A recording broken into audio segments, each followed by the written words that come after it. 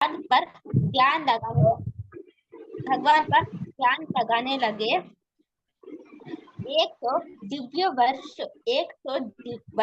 वर्षों तक तपस्या करने के बाद ब्रह्मा जी भगवान को प्रत्यक्ष में देख पाए, जिन्हें महान प्रयत्न द्वारा देखना भी संभव नहीं थे। ब्रह्मा जी ने शेषनाग की श्वेत देह पर विश्राम करते गर्भोदकशाही विष्णु को देखा। मणियों से सुशोभित शेषनाग अत्यंत सुंदर दिख रहे थे। भगवान के अंग आभा मणि के पर्वत को भी लज्जित कर रही थी। भगवान का पीतांबर उसकी सुंदरता को पछड़ रहा था।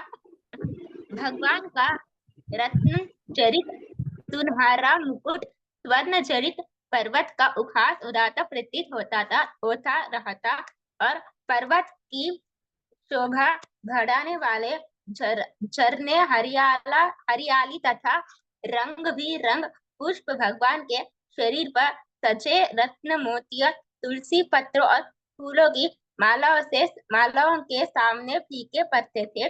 अब भगवान उनके चरण कमल को उठाकर ब्रह्मा जी को दर्शन दिया तो उनके चरणों एवं हाथों के चंद्रमा सदृश दिव्य प्रकाश बिखेरते हुए फूलों की समान होने लगे। अपने भक्तों के दुखों को हरने तथा उनके सेवाओं की सराहना करने के लिए मन मुस्काने लगे। ब्रह्मा जी ने ब्रह्मांड की पूर्ववत सृजन करने का निश्चय किया, और इस कार्य के लिए भगवान के हेतु कृपा दृष्टि प्राप्त की इच्छा से उनकी स्तुति करने लगा कि हे भगवान, अनेकानेक वर्षों के तपस्या के पश्चात अब मुझे आपका ज्ञान प्राप्त हुआ।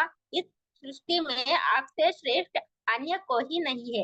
हे आराध्य देव, ब्रह्मांड की सृष्टि करने के लिए आपकी नाभि से मेरी जन्म हुआ। यह आपकी मुझ पर विशेष कृपा है। मैं आपसे यह निवेदन करता हूँ कि आपकी सेवा करते समय मैं अपनी कार्य के भौतिक प्रभावों से गर्व न आए। भगवान स्पष्ट देख पा रहे थे कि ब्रह्मा जी के मन में सृष्टि को लेकर भारी थे। उन्हें प्रोत्साहित करने के लिए भगवान गहरी वाणी में बोलने लगे कि ब्रह्मा जी चिंतित होने की कोई आवश्यकता नहीं है, क्योंकि आपकी सब इच्छाओं की पूरी की चुकी है।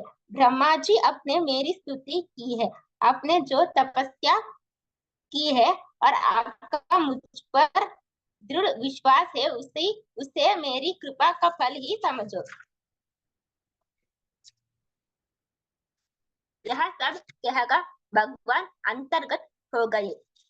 ब्रह्मा जी भगवान के निर्देश अनुसार दिव्य वर्षों तक तपस्या करने लगे। इस लंबी तपस्या के प्रभाव से ब्रह्मा जी को विशेष शक्तियां प्राप्त हुई। ब्रह्मा जी ने 4 प्रकार की सृष्टि की। पहला 6 प्रकार अचल जीव, दूसरा 8 विभागों में निम्न पशु, तीसरा ऐसे मनुष्य जिनमें रजोगुण की प्रधानता होती है, 14 उच्च श्रेणी में आने वाले 8 प्रकार का मनुष्य, जैसे देवता, पितर, असुर, गंधर्व, अप्सराओं, यक्ष, राक्षस, भूत, प्रेत, पिशाच, किन्नर जैसे अमानवीय प्राणी। इसके बाद 5 प्रकार की अज्ञानता का निर्माण किए, जिनका प्रभाव इन जीवों को बांध कर रखे। मोह, अंधतमिष, महामोह, तमस, तामश्री, इन सबको निर्माण करने के बाद ब्रह्मा जी ने प्रसन्न नहीं थे। उसके सृष्टि को पाप मान रहे थे। इसलिए आगे की सृष्टि करने से पूर्व इस पाप से मुक्त होने के लिए भगवान पर ध्यान लगाकर बैठ गए। तत्पश्चात ब्रह्मा जी ने 4 ऋषियों सनक, सनंदन, सनातन और सनत कुमार को जन्म दिया और उनका लक्ष्य आत्मा साक्षात्कार तथा मुक्ति थे। इस प्रकार 4 कुमारों की अपीयरेंस हुई। हरे कृष्णा प्रभु जी। हरे कृष्णा। बहुत बढ़िया। तो ब्रह्मा जी और चतुष्क कुमारों के बारे में अच्छा वर्णन किया। बहुत अच्छी कोशिश। अपने भाषा की बाधा होने के बावजूद भी और शरीर की कमजोरी होने के बावजूद भी अच्छे से उन्होंने तैयारी की है। हरि बोल। हरे कृष्णा प्रभु जी। बुक भी नहीं थी तो भी कर लिया। बुक भी नहीं थी तो भी तैयार किया है। हरि बोल, हरि बोल। ठीक है, तो अगला आज से जो शुरू होना है, कल जहां तक किया था उसके बाद, तो आज कौन करेंगे? यस, सबसे पहला किसका है? वंदना गुप्ता माता जी हरे और कृष्णा साथ प्रभु में जी। आशा माता जी, दोनों करेंगे, पार्ट 1 एंड पार्ट 2। यस, वंदना गुप्ता माता जी शुरू कीजिए। हरे कृष्णा प्रभु जी। अध्याय 21। महाराज प्राचीन बढ़ी पुरंजन तथा प्रजेताओं की कथा। विजित्वास संपूर्ण पृथ्वी का एक क्षत्र सम्राट बना। उनका एक नाम अंतर्ध्यान भी हुआ, जो इन द्वारा मिला था। महाराज अंतर्ध्यान के पहली पत्नी शिखंडी से 3 पुत्र हुए और दूसरी पत्नी नवस्वती से चौथा पुत्र हविर्धान हुआ। महाराज अंतर्ध्यान ने अनेक यज्ञ किए और युवावस्था में ही अपने राज कार्यों से संन्यास ले लिया। वे एक महान भक्त थे। विशुद्ध भक्ति योग पालन करके भगवत धाम में प्रवेश कर सर्वोच्च लक्ष्य प्राप्त किए। महाराज हविर्धान को 6 पुत्र हुए। सबसे ज्येष्ठ हविष्यत, जो प्राचीन बरही के नाम से जाने जाते हैं, वे विभिन्न यज्ञ करने में अत्यंत दक्ष थे। उन्हें अष्टांग योग पद्धति में दक्षता प्राप्त की, इसलिए उन्हें प्रजापति का स्थान प्राप्त हुआ था। ब्रह्मा जी के आदेश से वे समुद्र की पुत्री सद्रुति से विवाह किया। उन्हें 10 पुत्र हुए। इस जगत में प्रजाताओं के नाम से विख्यात हुए। यह इतिहास सतयुग का विवाह करके संतान पर 10,000 वर्षों तक तपस्या करने का आदेश दिया। प्रचेताओं ने 10 करने का आदेश दिया। वे वन में चले गए और एक सरोवर के पास पहुंचे, जो बहुत ही सुंदर था। तभी अकस्मात उस सरोवर से शिव जी अपने गणों के सहित प्रकट हो गए। प्रचेतागण आश्चर्यचकित तुरंत भूमि पर लेटकर अपने उनके चरण कमलों में प्रणाम किया। शिव जी इन राजकुमारों से अत्यंत प्रसन्न होते हुए बोले, तुम्हारा उद्देश्य जानते हुए मैं इसलिए प्रकट हुआ हूँ। तुम्हारा सब प्रकार से मंगल हो। जो भगवान का अनंत भक्त होता है वह मुझे अत्यंत प्रिय है। तुम सब भगवान के महान भक्त हो, इसलिए मैं एक मंत्र स्तुतियां प्रदान करूंगा। सुनो। हे भगवान, आपकी जय जयकार हो। आप परम पुरुष परमेश्वर सर्वव्यापी वासुदेव है, जो संकर्षण, प्रद्युम्न तथा अनिरुद्ध के रूप में आप अपना विस्तार करते हैं। भगवान के रूप रंग सौंदर्य का वर्णन करते हुए शिव जी ने प्रचेताओं को इन प्रार्थनाओं को गाओ, जिससे शीघ्र ही जीवन की सर्वोच्च लक्ष्य प्राप्त हो जाएगा। प्रचेताओं ने जल में 10,000 वर्षों तक खड़े रहकर तपस्या की। प्राचीन बरही को नारद मुनि ने आध्यात्मिक जीवन के उपदेश दिए और प्राचीन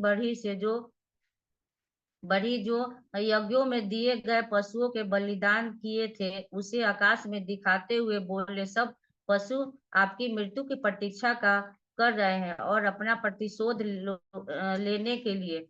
फिर नारद मुनि ने महाराज पुरंजन का उपाख्यान सुनाए, जो वास्तव में महाराज प्राचीन बरही की कथा थी। पुरंजन का अर्थ है वह जो पूर्ण रूपी शरीर को भोगता है। एक समय पंचाल देश में पुरंजन नाम का राजा था। उनके वीरता भरे कार्यों के लिए विख्यात थे। वे वीरता भरे कार्यों के लिए विख्यात था। उसका एक मित्र था अभिज्ञात, अनजान अर्थात परमात्मा। राजा एक दिन विचरण करते करते हिमालय की दक्षिण दिशा में स्थित भारतवर्ष नामक क्षेत्र में पहुंचा। वहां 9 द्वार वाली एक नगरी भारत में मनुष्य जन्म देखा जो सब सुविधाओं से परिपूर्ण थी। इस नगर के चारों ओर दीवार त्वचा से बनी थी, जिसमें उद्यान, केस, ऊंची इमारतें, शरीर के उठे हुए भाग जैसे सिर, नाक इत्यादि तथा नहरें, झुरिया, गड्ढे थी। नगर के गुंबद सोने, चांदी और लोहे प्रकृति के 3 गुण। घर का फर्श हीरे, जवाहरात, मोतियों, पन्नों, स्फटिक मणियों हृदय में बसी भौतिक भोग कामनाएं। और वह नगर नागों की राजधानी, हृदय को शरीर की राजधानी, भोगवती जैसा था। नगर में उनके सुंदर सभागार, शरीर का हृदय का जहाँ परमात्मा निवास करते हैं, रेस्तरां, बाजार, धर्मशालाएं, सड़कें, शरीर में बहने वाली वायु। नगर की सभी सीमा पर एक सुंदर सरोवर था जहाँ वृक्ष लताएं थी। भंवरों का गुंजन, पक्षियों की कूज के स्वर रमणीय था। ये सरोवर और बगीचे संभोग विचारों को उत्तेजित करने वाले अपने अंगों को इंगित करते हैं। वहां बर्फीले पहाड़, उनके अनेक जलपात, बसंत ऋतु इत्यादि झरने संभोग रस का प्रतिनिधि करते हैं। बसंत वायु, कामदेव का जीवन, इन दोनों का मिलन होता है जो व्यक्ति कामुक उठता है। पशु की बच्चों से विभिन्न जीवन ध्वनि के बीच कोयल की कूंज पारिवारिक जीवन में पति पत्नी बच्चे उथल पुथल मचा देते हैं, वो कोयल की कुंज के जैसा प्रतीत होता है। उस उद्यान शरीर यहाँ तहाँ विचरण करते समय पुरंजन को अचानक एक सुंदरी दिखाई दी जो भ्रमण कर रही थी। युवा अवस्था में जब कामेच्छा जागृत होती है तो पुरुष अपनी सक्रिय अथवा कल्याण अपनी कल्पना से स्त्री की खोज करता है। उस युवती के साथ 10 सेवक, 5 ज्ञानेंद्रियां और 5 कामेंद्रियां, प्रत्येक सेवक के सैकड़ों पत्नियां, इंद्रियों की इच्छाएं, 5 फनी नाग, प्राण शक्ति, 5 प्रकार की वायु। उस युवती की आतुरता से पति की खोज स्त्री बुद्धि का प्रतिनिधित्व करती है। चेतना अर्थात पति के बिना कार्य नहीं कर सकती। युवती की स्तन जो आसक्ति और द्वेषों को प्रतीक है। एक ही सिक्के के 2 पहलू जो एक दूसरे से अभिन्न है। महान नायक पुरंजन उस युवती के लज्जा मुस्कान युक्त चेहरे से आकर्षित हो गया। उसका हृदय कामुक कटाक्ष रूपी बाणों से विदीर्ण हो गया। जब व्यक्ति अपनी इंद्रियों का सेवक बनता है तो वह सांसारिक दृष्टि से महान नायक और स्त्री के आकर्षण को सहन कर लेता है तो वह गोस्वामी अर्थात अपनी इंद्रियों का स्वामी बनकर आध्यात्मिक दृष्टि से वो महान नायक हो जाता है। तुम यहाँ किस उद्देश्य से विचरण कर रही हो? मनुष्य शरीर में व्यक्ति को आत्मज्ञान के विषय में प्रश्न पूछकर अपनी बुद्धि का प्रयोग करना चाहिए। उस युवती से पुरंजन बोला, तुम मेरा अंगीकार कर मेरी नगरी का शोभा बढ़ा सकती हो। इस प्रकार पुरंजन ने मोहित होकर उस स्त्री के उसका निवेदन स्वीकार किया। यह भौतिक जगत में जीवात्मा की अज्ञानता को दर्शाता है। स्त्री पुरुष मेरे बंधु हैं और सोते समय यह सर्प दिन रात है अपनी उपवन की रक्षा करता है। सोते समय भी श्वास प्रक्रिया जारी रहती है। उस प्रकार पुरंजन उस स्त्री के साथ 10 वर्षों तक भोग किया। हरे कृष्णा प्रभु जी। हरे कृष्ण माता जी, बहुत अच्छा प्रयास, अच्छे से आपने बताने की प्रभु। कोशिश की। हरि बोल। हरे कृष्णा। हरे कृष्णा। हरे कृष्ण। इंदु सिन्हा माता जी कुछ कहना चाहते हैं? जी ने आज तो पूर्वी को बोलना था, मेरे पाठ से जो शेष बचा था उन्हीं को बोलना है। बोल दिया माता जी। वो हमारे यहाँ कुछ लोग हैं, इस कारण नहीं, हम कुछ मिनट के लिए हम लेट हो गए। कोई बात नहीं, स्वागत है आपका। हरे कृष्ण। यस, तो नेक्स्ट किनका है? आशा माता जी। यस, आशा माता जी आगे का भाग पूरा कीजिए। हरे कृष्णा प्रभु जी। यस, हरे कृष्णा।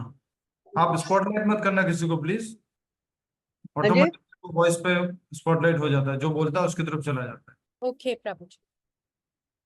इसके पश्चात पुरंजन घर वापस लौटकर रात को जब भोजन करके सोने चले जाते हैं, सुबह उठकर उन्होंने अपनी पत्नी को काफी खोजने के बाद देखकर ईरानी साध्वी के वेश में भूमि पर लेटी हुई है, तो वे दुखी हो गए। काफी कोशिशों के बाद वे उसे मनाते हैं और अपना क्रोध समाप्त करने को कहते हैं। उसके उपरांत उनकी अपनी पत्नी के गर्भ से 1100 पुत्र तथा 110 पुत्री उत्पन्न की। उनके पुत्र तथा पौत्र आदि बड़े होकर उनकी धन संपत्ति लुटाने लगे। जीवन भर बुरे काम करते हुए और अपने परिवार में असक्त रहते हुए पुरंजन बुढ़ापे की ओर बढ़ रहे थे। उस टाइम जरा नाम की काल कन्या तीनों लोकों में अपने लिए उपयुक्त पति की खोज में थी। नारद मुनि ने कहा कि जरा ने मुझसे भी शादी की याचना की, हालांकि ये जानते हो कि मैं बाल ब्रह्मचारी हूँ। मेरे ना मानने पर उन्हें मुझे एक स्थान पर लंबे समय तक न रहने का श्राप दे दिया। पुरंजन अपने परिवार से अत्यधिक आसक्त होने के कारण शरीर छोड़ने में दुखी हो रहे थे, वह कष्ट सह रहे थे। जब पुरंजन को यमराज घसीट कर ले जा रहे थे, तो उस समय पशु इत्यादि आकर उनको नोचने लगे, जिनकी उन्होंने बलि दी थी। अगले जन्म में पुरंजन को विदर्भ नरेश के घर कन्या का जन्म हुआ, जिसका बड़ा होने पर माल्यध्वज नामक राजा से विवाह हुआ। माल्यध्वज के बच्चे जब बड़े हो गए तो वे वानप्रस्थ के लिए जंगलों में रहने लगे। कुछ समय पश्चात जब उनकी मृत्यु हुई तो वहां भगवान ब्रह्मा के रूप में प्रकट होते हैं। भगवान उनकी पत्नी को, जो पुरंजन के दोस्त भी थे, उन्होंने समझाया कि मैं तुम्हारा हमेशा से मित्र था, परंतु तुमने संसार के भोग को भोगने के लिए मेरा संग त्याग दिया। नारद मुनि ने राजा प्रचीनबरी से कहा कि तुम्हें आत्मज्ञान देने के लिए मैंने तुम्हें पुरंजन की कथा सुनाई। नारद मुनि ने बताया कि किस प्रकार जीव आत्मा 9 द्वारों से गुजरता हुआ भौतिक जगत में जाने का प्रयास करता है और अपनी छोटी सी स्वतंत्रता के दुरुपयोग करने से श्री भगवान को भूल जाता है। यदि हम अपने आप को भौतिक जगत से मुक्त करना चाहते हैं तो हमें भी कृष्ण भक्ति में लीन रहना होगा। जब तक इंसान इंद्रिय भोग के लिए कार्य करता है, तब तक वह जन्म मृत्यु के चक्र में फंसा रहता है। गृहस्थों की भक्ति से प्रसन्न होकर भगवान ने उन्हें आशीर्वाद दिया और गृहस्थाएं भगवान की स्तुति करने लगे। गृहस्थों ने हजारों वर्ष तक पृथ्वी पर राज्य किया और अंत में वानप्रस्थ स्वीकार कर लिया। इसी प्रकार मनुष्यों को भी भौतिक आसक्तियों से विरक्त होकर भगवान कृष्ण की भक्ति में लीन होना चाहिए। हरि बोल, बहुत अच्छा। सारांश को भी ऐड करते हुए, शिक्षा को भी जोड़ते हुए अच्छे से बताया, बहुत सुंदर। सभी लोग ध्यान पूर्वक सुनिए, अपने साथ में ग्रंथ देखते रहिए, समय तो दे ही रहे हैं, रिवीजन भी हो जाएगा साथ साथ। यस, कौन उच्चारण करेंगे नेक्स्ट, किसका है? हरे कृष्णा प्रभु जी। सुमन जी। सुमन हरे माता जी। कृष्णा। हरे कृष्णा प्रभु जी। अध्याय का नाम बताइएगा पहले। अध्याय का नाम है 22 और महाराज प्रियव्रत, 5वां स्कंद। तो ये अध्याय पिछले अध्याय से संबंधित है। जब उत्तानपाद के वंशज तपस्या में चले जाते हैं तो पृथ्वी पर राज्य करने वाला कोई नहीं होता है। स्वयंभू मनु अपने ज्येष्ठ पुत्र को लाने के लिए जाते हैं। तो इस अध्याय में परीक्षित महाराज सबसे पहले सुखदेव गोस्वामी जी से 2 प्रश्न करते हैं कि भगवान के महाभक्त प्रियव्रत ने गृहस्थ आश्रम क्यों स्वीकार किया, जो भौतिक बंधन मनुष्य जीवन के लक्ष्य में बाधा है। दूसरा प्रश्न करते हैं कि पत्नी, बच्चों और घर से आसक्त राजा प्रियव्रत कृष्ण भक्ति के सर्वोच्च स्तर को प्राप्त करना किस प्रकार संभव हुआ। तो सुखदेव जी महाराज उत्तर देते हैं गोस्वामी जी कि कभी कभी मार्ग में आई बाधाओं से उसकी गति अवरुद्ध हो सकती है, लेकिन समाप्त नहीं होती। बाधा 2 कारण से होती है, वैष्णव अपराध तथा भगवान अथवा उनके भक्तों की इच्छा। जैसे 4 कुमारों द्वारा जय विजय को शाप देना। लेकिन जब उत्तानपाद के वंशज प्रचेताओं ने राज्य न करने का फैसला लिया तो पृथ्वी पर शासन करने वाला कोई राजा नहीं था। तब स्वयंभू मनु अपने बड़े पुत्र को लाने गंधमादन पर्वत पर गए। मनु ने बहुत प्रयत्न किया, लेकिन उनके सम्राट बनना नहीं पाया और पिता से प्रश्न किया कि यदि सांसारिक उत्तरदायित्व को स्वीकार करके मैं भक्ति से विचलित हो गया तो फिर क्या होगा। तो मनु से जब नहीं माने, ब्रह्मा जी वहां आते हैं, क्योंकि संपूर्ण ब्रह्मांड के कल्याण का उत्तरदायित्व उनके कंधों पर है और उन्हें मालूम था कि प्रियव्रत अपने दादा की बात नहीं टालेंगे और उनका पोता भक्ति पथ से विचलित भी नहीं होगा। ब्रह्मा जी कहते हैं कि भगवान से द्वेष मत रखो, क्योंकि शिव जी, मैं स्वयं, ब्रह्मा जी, नारद मुनि सब उनकी आज्ञा का पालन करते हैं और पुत्र, मुझे शत्रु रूप में मत देखो। एक उच्च अधिकारी के रूप में भगवान के निर्देशन में कार्य करना होता है। उदाहरण देते हैं कि जिस प्रकार नाक में बंधी रस्सी के कारण बैल नियंत्रण में रहता है, तथा जिस प्रकार नेत्रहीन व्यक्ति नेत्र वाले व्यक्ति के साथ सुरक्षित रहता है, उसी प्रकार भगवान के निर्देशन में कार्य करना विश्वसनीय है। ब्रह्मा जी ने आगे कहा कि जो व्यक्ति गृहस्थ जीवन में रहता हुआ सुव्यवस्थित रूप से मन तथा इंद्रियों को जीत लेता है, वह उस राजा के समान है जो किले में रहते हुए शक्तिशाली शत्रुओं को पराजित करता है। ब्रह्मा जी का मान रखते हुए प्रियव्रत उनके आदेश को मान लेते हैं। प्रियव्रत प्रजापति विश्वकर्मा की पुत्री बहिष्मति से विवाह करते हैं और उनके गर्भ से अग्निद्र सहित 10 पुत्र और 1 कन्या को जन्म देते हैं। 3 पुत्रों को बचपन से ही परमहंस संत बनने का प्रशिक्षण दिया, उन्होंने विवाह भी नहीं किया। प्रियव्रत ने 10 करोड़ वर्षों तक पृथ्वी पर राज्य किया। राजा ने अपने राज्य के सभी राजसी उत्तरदायित्वों का ध्यान पूर्वक निर्वाह किया। महाराज प्रियव्रत अपने उद्देश्य की पूर्ति के लिए रथ पर सवार होकर सूर्य के पीछे चल रहे थे, तो उनके पीछे पहियों की छाप से 7 समुद्रों का निर्माण हुआ, जिन्होंने संपूर्ण भूमंडल को 7 महाद्वीपों में विभाजित कर दिया। राजा ने अपने 7 पुत्रों को इन 7 द्वीपों का राजा बनाया और अपनी पुत्री का विवाह शुक्राचार्य से किया, जिसने देवयानी को जन्म दिया।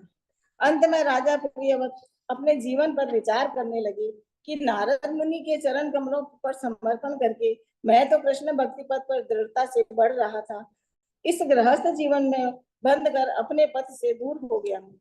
वे स्वयं पर भर्त्सना करने लगे और सोचने लगे कि मैं अपनी पत्नी के हाथों में नाचने वाला बंदर बनकर रह गया।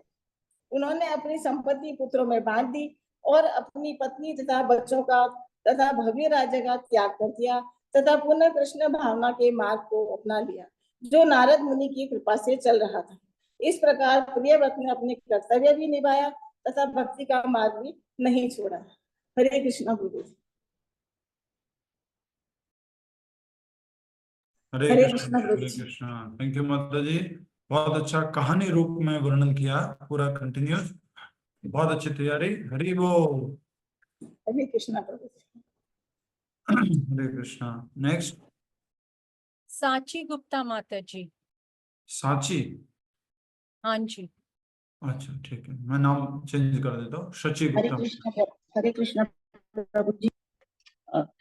ये चैप्टर 23 है। इसमें इस चैप्टर में महाराज अग्नित की कथा बताई गई है, जो महाराज प्रियव्रत के पुत्र थे और संसारी प्रवृत्ति के थे, जिसका कारण यह था कि जिस समय अग्नित का गर्भधान हुआ था, उस समय उनके पिता कामवासना से बहुत अधिक आसक्त थे। अब कहानी शुरू होती है। जब महाराज प्रियव्रत ने वानप्रस्थ स्वीकार कर लिया, तो महाराज अग्नित जम्बूद्वीप पर राज करने लगे। कुछ समय बाद एक सुयोग्य पुत्र की प्राप्ति के लिए, जिससे कि वो अपनी मृत्यु के पश्चात पितृलोक जा सकें, वो ब्रह्मा जी को प्रसन्न करने के लिए मंदार पर्वत की घाटियों में तप करने चले। परंतु सुयोग्य पुत्र की प्राप्ति के लिए सुयोग्य पत्नी की आवश्यकता थी, इसलिए वो उस उद्यान में तप करने चले गए जहां पर स्वर्ग की अप्सराएं विचरण करने आती थी। भगवान के प्रतिनिधि के रूप में ब्रह्मा जी अग्निद्र की हार्दिक इच्छा जानते थे और वो उनकी पूजा तथा तपस्या से प्रसन्न होकर ब्रह्मा जी ने अपनी सभा की सर्वश्रेष्ठ अप्सरा पूर्वचित्ती को उस उद्यान में भेजा जहां महाराज अग्निद्र तपस्या कर रहे थे। पूर्वचित्ती के आने से उसके नुपुरों की ध्वनि सुनकर वो उन्हें बहुत सुखद और कर्मप्रिय लगने लगी। तपस्या करते हुए अग्निद्र ने अपनी आंखों पर कठोरता से नियंत्रण करने का प्रयत्न किया, परंतु बाद में उसकी संपूर्ण सुंदरता देखने के लिए नेत्र खोल दिए। पूर्वचित्ती में न केवल मनुष्यों अपितु देवताओं को भी आकर्षित करने वाली सुंदरता थी। अग्निध्र उसके स्त्रियोचित व्यवहार और सुंदरता से परास्त हो गए। काम से पीड़ित अग्निध्र का विवेक नष्ट हो गया। वो ये नहीं समझ सके कि वो पुरुष है या स्त्री, अतः उन्होंने उसे मुनिवर कहकर संबोधित किया और आने का प्रयोजन पूछा। उसकी अपार सुंदरता देखकर वो ध्यान पूर्वक उसके शारीरिक अंगों को देखने लगे। उन्होंने उसकी भौहों की तुलना प्रत्यंचा विहीन धनुष से की, भौतिक जगत की एक विशाल वन से तथा संसार में रहने वाले निवासियों की उन वन्य पशुओं से की जो स्त्रियों की सुंदरता से विमोहित होकर बिना प्रत्यंचा वाले धनुष के बाणों के शिकार हो जाते हैं। अग्निध्र पूर्णतया पूर्वचित्ती पर विमोहित थे, परंतु शायद ये उनकी तपस्या का ही फल था कि वो उसके शारीरिक अंगों को देख पर भी ये नहीं समझ पा रहे थे कि वो युवक है या युवती। उन्होंने उसे द्विज करके संबोधित किया और अपनी कल्पना के अनुसार से उसके शारीरिक अंगों की प्रशंसा करने लगे। उन्होंने ये भी कहा कि हे तपस्या करने वालों में श्रेष्ठ, तुमने कौन सी तपस्या करके सुंदरता प्राप्त की है जो दूसरों की तपस्या भंग कर देती है। लगता है सृष्टि में इसके रचयिता ब्रह्मा जी ने तुम्हें मेरी पत्नी बनने के लिए ही भेजा है। वो अपने कामुक शब्दों और मधुर वचनों से पूर्वचित्ती का मन जीत चुके थे और पूर्वचित्ती भी उनकी बुद्धि ज्ञान व्यवहार कुशलता आदि से प्रभावित हो चुकी थी। वास्तव में अग्निध्र भगवान के भक्त थे और भौतिक भोग का आकर्षण नहीं था, परंतु सुयोग्य पुत्र की प्राप्ति के लिए वो एक पत्नी चाहते थे।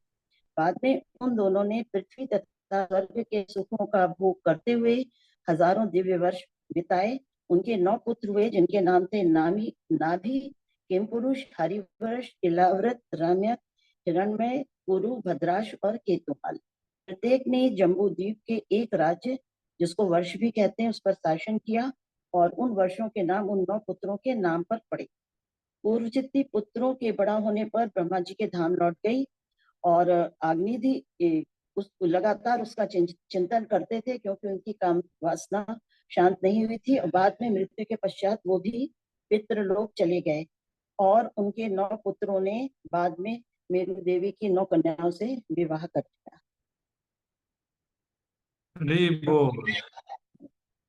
किसने पूर्वचित्ती से शादी की थी?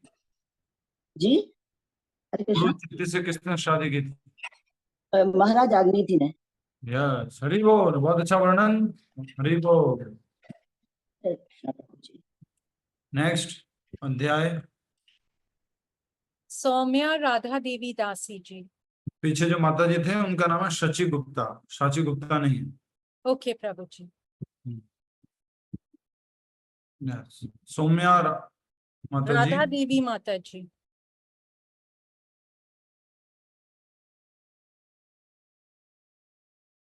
माता जी उपस्थित हैं, माइक अनम्यूट करें।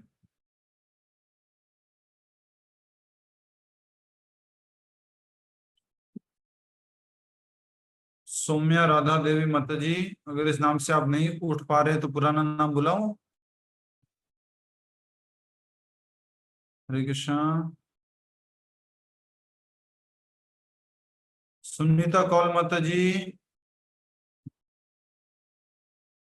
सुनीता कौल माता जी, सुनीता माता जी। आप सबने जो जो बोला है वो सब रिकॉर्ड हुआ है, यूट्यूब पर रहेगा। आप जो जो चाहते हैं अपना दोबारा से सुनना, देखना कैसा रहा क्या रहा तो वो देख सकते हैं वहां से। सौम्या माता जी नहीं मिल रहे? मीटिंग में तो है but she is not responding. Hare Krishna Prabhu. स्वागत माता जी, स्वागत स्वागत स्वागत। हरे कृष्णा प्रभु। स्वागतम वाच। हरे कृष्णा। बंद कर दिया आपने तो आपका नंबर आया है माता जी, आपको बोलना का अभी आपका अध्याय शुरू हो रहा है। हरे कृष्णा माता जी। प्रभु सॉरी मैंने प्रिपेयर नहीं हाँ? किया, मैं थोड़ा घर में थोड़ा काम है, मेरे को पता ही नहीं है कुछ क्या हो। तो बताना चाहिए ना माता जी। आई एम सॉरी प्रभु, मैंने देखा भी नहीं। अब तो इतनी देर से हम बोल रहे हैं, आप बस मैं इतना से बोल आ पा देते कि रही हूँ नहीं ना अभी। तैयारी किया है। I am sorry Prabhu, I am sorry Prabhu, मैंने देखा कोई ही नहीं। बात नहीं, हरि बोल, राधे राधे, हरि बोल। यस, प्रभु नेक्स्ट। जी मैं पढ़ू थोड़ा। नेक्स्ट किनका है? हरे कृष्ण प्रभु जी मेरा है। संगीता मुलेवा संगीता मुलेगा मत और जी। रुचिता माता जी, पार्ट 1 एंड पार्ट 2। कौन सा अध्याय? अध्याय 25। 25। ठीक है, बोलिए अध्याय का हरे नंबर कृष्ण। बोलिए, अध्याय का नाम बोलिए और आगे बढ़िए। हरे कृष्ण प्रभु जी, दंडवत प्रणाम। अध्याय नंबर 25। भरत महाराज भौतिक सुख का जंगल, 5वां स्कंद। भरत महाराज अपने पिता ऋषभ देव के आदेश अनुसार अपनी पत्नी और 5 बच्चों के साथ पृथ्वी पर शासन करने लगे। वे बड़े विद्वान थे और उन्हें ज्ञात था कि समस्त देवतागण भी भगवान विष्णु का अंग है, इसलिए वे सदैव भगवान की भक्ति करते थे और वे भक्ति के प्रेमावस्था तक पहुंचे हुए थे। एक दिन महाराज भरत बड़ी आसानी से अपना शासन त्याग कर जंगल की ओर चल पड़े। वे वहां साधना करते थे और अपने जीवन से अत्यंत सुखी थे। एक दिन उन्होंने देखा कि एक गर्भवती हिरनी वहां नदी के किनारे पानी पीने आती है और शेर की दहाड़ सुनकर भय से उसका गर्भपात हो जाता है और हिरनी अपना देह त्याग कर देती है। करुणावश महाराज भरत ने उस हिरण के बच्चे को उठाया और उसका पालन पोषण करने लगे, ठीक उसी प्रकार जैसे एक माँ अपने बच्चे का पालन पोषण करती है। मोहवश उनकी भक्ति के स्तर में कमी आ गई और हिरण के प्रति आसक्ति बढ़ गई। एक दिन महाराज भरत संध्या कालीन में साधना कर रहे थे और अचानक से हिरण का बच्चा वहां से गायब हो जाता है। तो महाराज भरत उनको ढूंढते ढूंढते पागल से हो जाते हैं। एक पहाड़ की चोटी पर ढूंढते हुए उनका पैर फिसल जाता है और उनकी मृत्यु हो जाती है। मृत्यु के समय उनको हिरण के बच्चे का स्मरण आया, जैसे हिरण का बच्चा उनके पास बैठा हो। फिर भगवान की और महाराज भरत की मृत्यु हो गई। फिर भगवान की कृपा से उनको उनका पुनर्जन्म हुआ। पुनर्जन्म में उनको हिरण का शरीर प्राप्त हुआ और भगवान की कृपा से उनको उनकी पूर्व जन्म की संपूर्ण स्मृति थी। वे हिरण के शरीर में पश्चाताप करने लगे और रोज नदी में स्नान करते और सूखी घास खाकर मृत्यु की प्रतीक्षा करने लगे। उन्हें सब स्मरण था कि वे पूर्व जन्म में भक्ति के किस स्तर से नीचे गिर गए थे। वे उस गलती को कभी दोहराना नहीं चाहते थे। एक दिन उनकी मृत्यु आ गई और भगवान की प्रार्थनाएं करते करते उन्होंने अपना देह त्याग दिया। फिर वे एक शुद्ध ब्राह्मण के परिवार में जन्म लेते हैं जो अंगिरा मुनि के वंशज थे। की कृपा से उनको अपने दोनों पूर्व जन्मों की स्मृति थी। वे इस बार कोई गलती नहीं करना चाहते थे। वे अपना ध्यान भगवान की चरण कमलों में सदैव लगाए रखते थे। वे किसी प्रकार की शिक्षा ग्रहण नहीं करना चाहते थे। जब भी उनके पिताजी उन्हें शिक्षा ग्रहण करवाना चाहते थे, तब वे पागल जैसा व्यवहार करने लग जाते थे। इस प्रकार इस कथा में उनका नाम जड़ भरत पड़ गया। एक दिन जड़ भरत अपने माता पिता की मृत्यु के पश्चात केवल अपने शरीर निर्वाह के लिए कार्य करते थे, तो उनके भाई उनसे बड़ी कड़ी परिश्रम करवाते थे और रूखा सूखा भोजन देते थे। उसे भी वे किसी दुर्भावना से स्वीकार करते थे। एक दिन खेत की रखवाली करते हुए रात को डाकुओं का सरदार अपने पुत्र प्राप्ति के लिए बलि देना चाहता था, तो वह जड़ भरत को पकड़ के ले गया। जड़ भरत मुस्कुराते हुए उनके साथ चल पड़े, क्योंकि वे पूर्ण रूप से भगवान की कृपा पर अवलंबित थे। उन डाकुओं ने जड़ भरत को नहलाया और भरपेट भोजन भी करवाया। फूलों की माला से सजाकर जड़ भरत को भद्रकाली माता के समक्ष ले गए। जैसे ही डाकुओं के सरदार ने शस्त्र उठाया जड़ भरत का गला काटने के लिए, तो तुरंत माता की मूर्ति फट कर वहां माता भद्रकाली स्वयं प्रकट हो गई। माता ने ऐसे जड़ भरत को बचाया और डाकुओं को मार दिया। वहां से जड़ भरत एक नदी की ओर चल पड़े, जहां राजा रहुगन की पालकी ढोने के लिए एक कहार की जरूरत पड़ी। जड़ भरत पूरी तरह से अहिंसा का पालन करते थे। वे राह में चलने वाली चींटियों पर पैर न डरते हुए पालकी को ढोने लगे। इस प्रकार पालकी हिचकोले खाने लगी। राजा रहुगण क्रोधवश जड़ भरत को भला बुरा कहने लगे, पर जड़ भरत को इसका कोई प्रभाव नहीं पड़ा और वे मुस्कुराते हुए उत्तर देते हैं कि पालकी को मैं नहीं, मेरा शरीर उठा रहा है। धन्यवाद। हरे कृष्ण। प्रभु जी दंडवत प्रणाम। हरे कृष्णा, क्या बात है, बहुत सुंदर, हरि बोल। थैंक यू प्रभु जी। भरत महाराज की बहुत अच्छे से कथा बताई आपने, बहुत अच्छा, वेरी नाइस। और मैसूर बैठे बैठे आपकी 8 माला की हो चुकी है। यस प्रभु जी, आश्रय 8 8 माला का हो गया है। 8 माला का आश्रय हो चुका है मैसूर में, हाँ। बैठे बैठे मैसूर के मंदिर से जुड़ करके। हरि बोल। नेक्स्ट।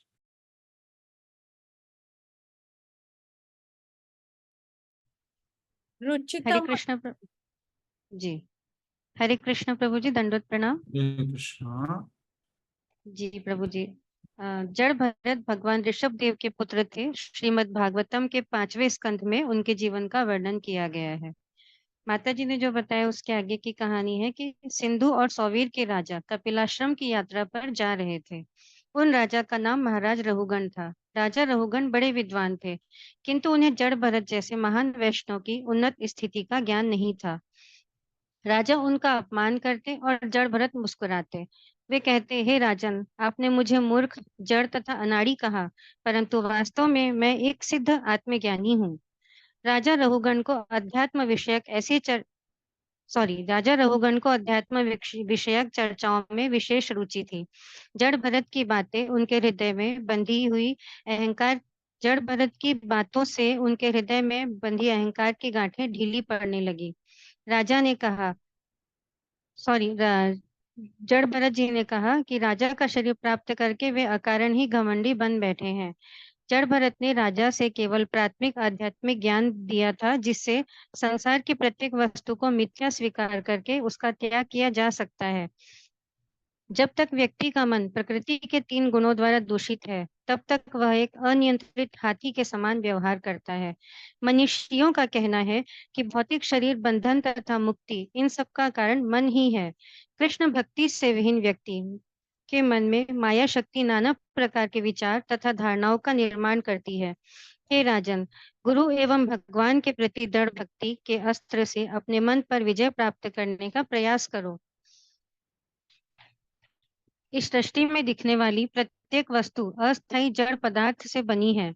जड़ भरत रहुगण को अपने बारे में बताते हैं कि पूर्व जन्म में मैं संपूर्ण पृथ्वी का राजा भरत था। दुर्भाग्यवश अपने आध्यात्मिक कर्तव्यों की उपेक्षा के कारण मैं हिरण के बच्चे में अनुरक्त हो गया। फलस्वरूप मेरा अगला जन्म हिरण के रूप में हुआ, किंतु भगवान की निश्चल भक्ति के कारण मुझे पूर्व जन्म और पतन सब याद रहा। अतः स्वयं को भौतिकतावादी लोगों के संग से बचाने के लिए पागल व्यक्ति के समान विचर रहा हूँ। जड़ भरत ने राजा से कहा, आप माया शक्ति का शिकार बने हुए हैं। मैं आपको परामर्श दूंगा कि आप राजसी पद त्यागें और भगवान की भक्ति से अज्ञानता के सागर को पार करें। महाराज परीक्षित का एक कथन जड़ भरत जी सुनाते हैं, जिसमें सुखदेव गोस्वामी जी कहते हैं कि आपने जंगल में विचर रहे व्यापारी का दृष्टांत सुनाकर बद्ध जीव की स्थिति का वर्णन किया है। सुखदेव गोस्वामी ने कहा, व्यापारी सदैव धन कमाने के बारे में सोचता रहता है। वह जंगल से सस्ती सब वस्तुएं लाकर उन्हें शहर में अच्छे दाम पर बेचकर धन कमाने हेतु जंगल में जाता है। इसी प्रकार बद्ध जीव निज लाभ के मोह में भौतिक संसार में प्रवेश करता है, जिसे भगवान की माया शक्ति ने ही बना रखा है। व्यापारी अपने कमाए धन को कृष्ण भावनामृत में लगाने की अपेक्षा अपनी इंद्रिय तृप्ति में व्यर्थ कर देता है। ठीक उसी तरह किसान भी खेत जोतता है, सारी खरपतवार को निकाल फेंकता है, किंतु बार बार खरपतवार के बीज खेत में रह जाते हैं और वह हर वर्ष फसल के साथ उग जाते हैं। हमारे हृदय में भी पारिवारिक सुख भोगने का बीज भस्म नहीं हो पाता, वह पुनः पुनः अंकुरित होता रहता है। कई बार अपने कार्यों में विफल होकर बद्धजीव सोचता है कि इंद्रिय भोग निरर्थक है, किंतु शारीरिक चेतना में डूबे रहने के कारण वह ज्ञान की बातों को शीघ्र ही भूल जाता है और पुनः भौतिक सुख के पीछे दौड़ने लगता है। जड़ भरत राजा रहुगण से निद्रा के विषय में कहते हैं, नींद अजगर के समान है। भौतिकतावादी जंगल में भटकने वाला व्यक्ति नींद रूपी अजगर द्वारा सॉरी नींद रूपी अजगर द्वारा निगला चला जाता है। बड़े बड़े राजनेता मानते हैं उनका देश और उनकी भूमि उनकी निजी संपत्ति है। वे युद्ध लड़ते लड़ते मृत्यु को प्राप्त हो जाते हैं, किंतु अपने सबसे निकटतम शत्रु अनियंत्रित मन इंद्रियों को न जीत पाने के कारण ऐसे महाज्ञानी भी आत्म साक्षात्कार का मार्ग स्वीकार नहीं कर पाते। मृत्यु की तुलना जंगल के शेर की दहाड़ से की जाती है। जब व्यक्ति अपने समक्ष मृत्यु देखता है तो वह रक्षा के लिए दूसरे व्यक्ति की पूजा करने लगता है। जो व्यक्ति आत्मज्ञानी होते हैं वे भयावह खतरनाक दुखद स्थिति से बाहर निकलने के लिए भगवान की शरण लेते हैं। हे राजन, जड़ भरत द्वारा दिखाया गया मार्ग गरुड़ जैसी यात्रा करना है और शारीरिक चेतना से ग्रस्त राजा का मार्ग सामान्य मक्खी जैसा है।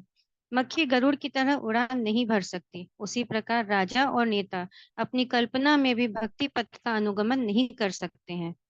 दूसरी ओर जड़ भरत इतने महान थे कि उन्होंने युवावस्था में ही सुंदर पत्नी, बच्चे तथा भव्य साम्राज्य का त्याग कर दिया, क्योंकि वे परमेश्वर श्री कृष्ण की सेवा से सर्वाधिक आसक्त थे। हरे कृष्ण प्रभु जी, हरे कृष्ण, दंडोत प्रणाम। एक छोटा सा प्रयास था प्रभु जी, थैंक यू वेरी मच। हरे कृष्ण माता जी, बहुत अच्छा प्रयास किया, छोटा सा सुंदर सा प्रयास। हरि बोल। Thank you. बहुत बढ़िया। नेक्स्ट आपका क्या बोलते हैं, बैकग्राउंड देख करके एक प्रभु जी ने प्रश्न पूछा है कि कहाँ बैठे हुए हैं। उन्होंने कहा ये वर्चुअल बैकग्राउंड लगाया हुआ है जी नरसिंह वर्चुअल भगवान बैकग्राउंड का। प्रभु जी। जी हरे कृष्ण। हरे कृष्ण। ठीक है, नेक्स्ट कौन है, किनका नाम है? भावना जी पार्ट 1, उषा भूषण गोयल माता जी पार्ट 2। शुरू कीजिए। भावना गुप्ता माता जी।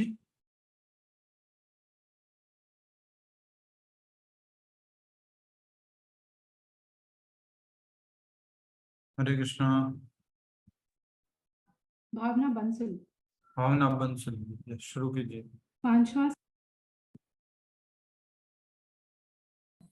श्रीला सुखदेव गोस्वामी महाराज परीक्षित को बताते हैं कि भूमंडल एक कमल पुष्प के समान है और इसके मध्य में स्थित है जम्बू द्वीप।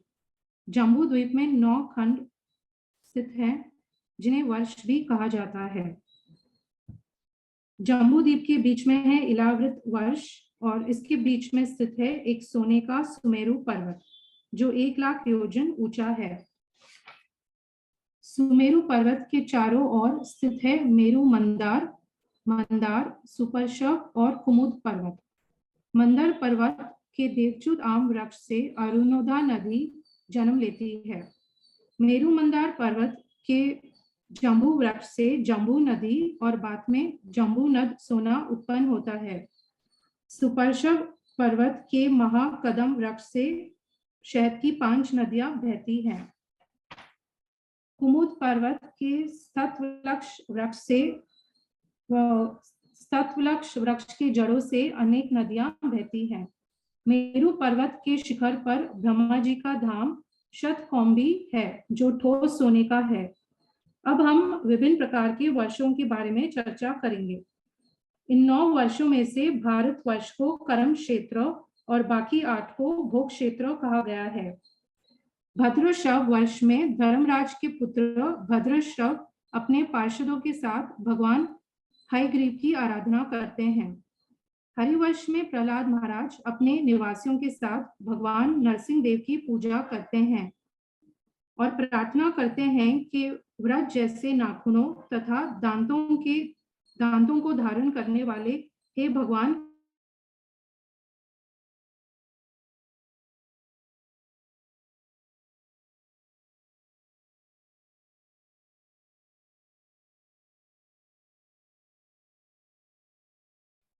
आपकी आवाज बंद हो गई है, आपकी वीडियो बंद हो गई है। हरे कृष्णा।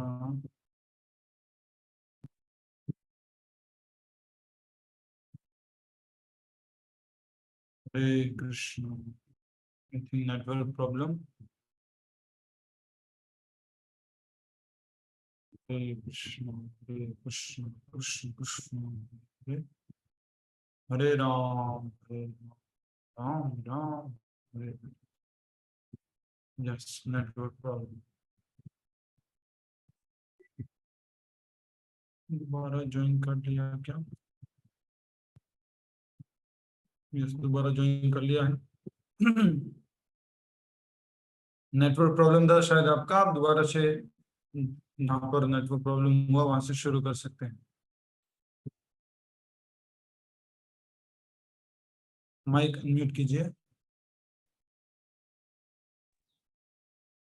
किमपुरुष वर्ष में हनुमान जी गंधर्वों के साथ श्री रामचंद्र जी की पूजा करते हैं।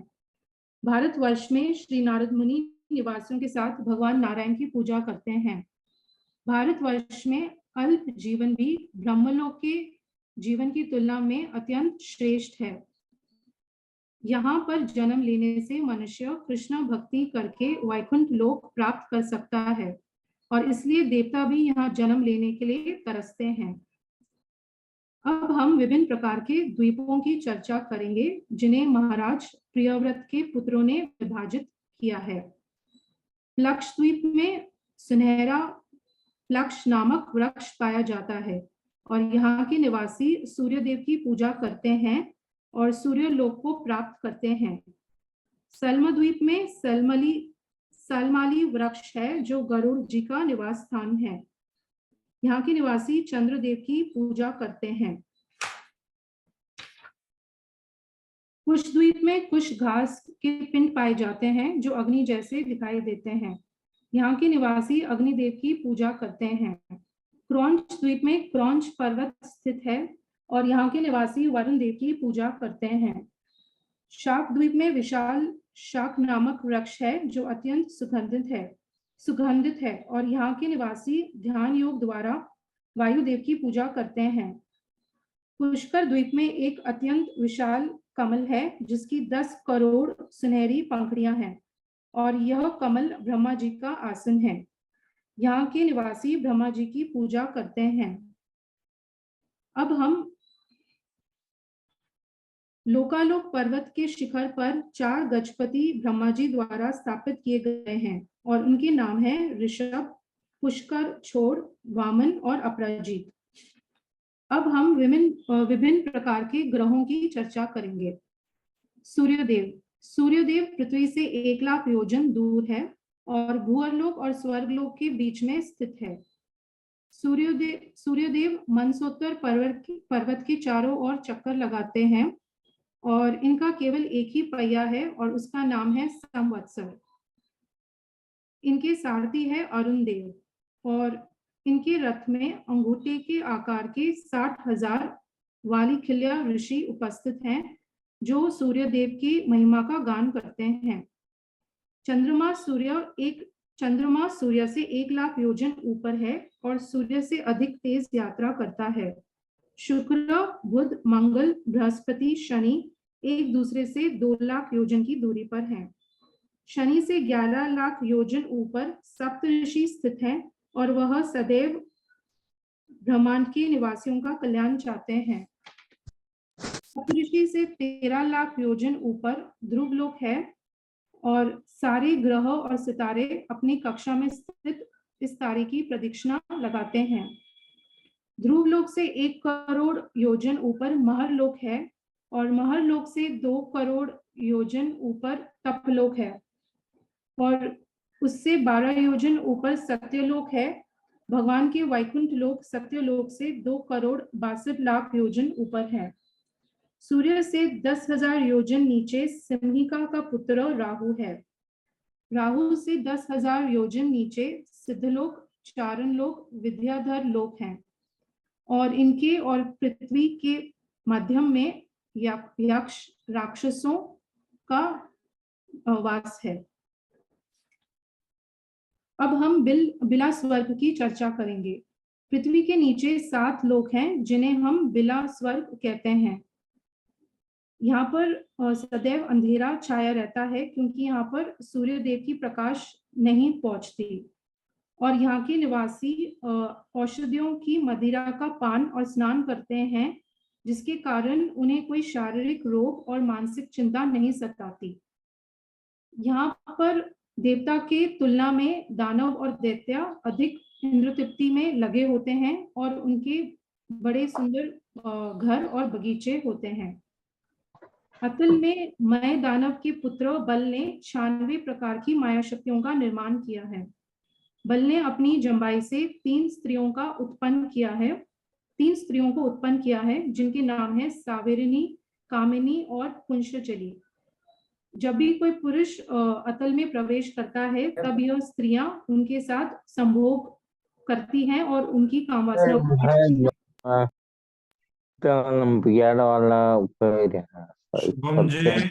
शुभम जी माइक का ध्यान रखो। धन्यवाद। माइक ऑन कर दीजिए भावना जी। अतल और वितल के नीचे भगवान शिव अपने भूत प्रेत अनुयायियों के साथ वास करते हैं और अपनी पत्नी भवानी के साथ सहवास करके हटकी नदी को जन्म देते हैं। वितल के नीचे है सुतल। सुतल में आज भी बलि महाराज राज्य कर रहे हैं और भगवान वामन देव उनके द्वारपाल बने हुए हैं। सुतल के नीचे है तलातल और यहाँ मय दानव मायावी शक्तियों का प्रयोग करते हैं। तलातल के नीचे है महातल, यहाँ पर तक्षक और कालिया नाग वास करते हैं। महातल के नीचे है रसातल, यहाँ दीति और दानों के असुरी पुत्र सांपों के बिल में रहते हैं। रसातल के नीचे है पाताल, यहाँ पर वासुकी नाग राज्य करते हैं और अपने मनियों से पूरे बिल स्वर को प्रकाशित करते हैं। पाताल से 30,000 योजन नीचे भगवान अनंत निवास करते हैं जो भगवान विष्णु के अवतार हैं। इनके सहस्त्रों फनों में से एक फन पर संपूर्ण ब्रह्मांड टिका हुआ है और यह बहुत क्रोधित होते हैं जब यह देखते हैं कि कोई मनुष्य भगवत प्राप्ति के सुअवसर को त्याग कर इंद्र भोग में लगा हुआ है। हरे कृष्ण। हरे कृष्ण माता जी, बहुत बढ़िया। अच्छे से आपने तैयारी करी और अच्छे से आपने उच्चारण किया, जो कि डिफिकल्ट पार्ट था जिसमें क्या कह सकते हैं बहुत सारा अलग अलग वर्षों के बारे में था। अच्छे से आपने उसको समराइज किया। नेक्स्ट।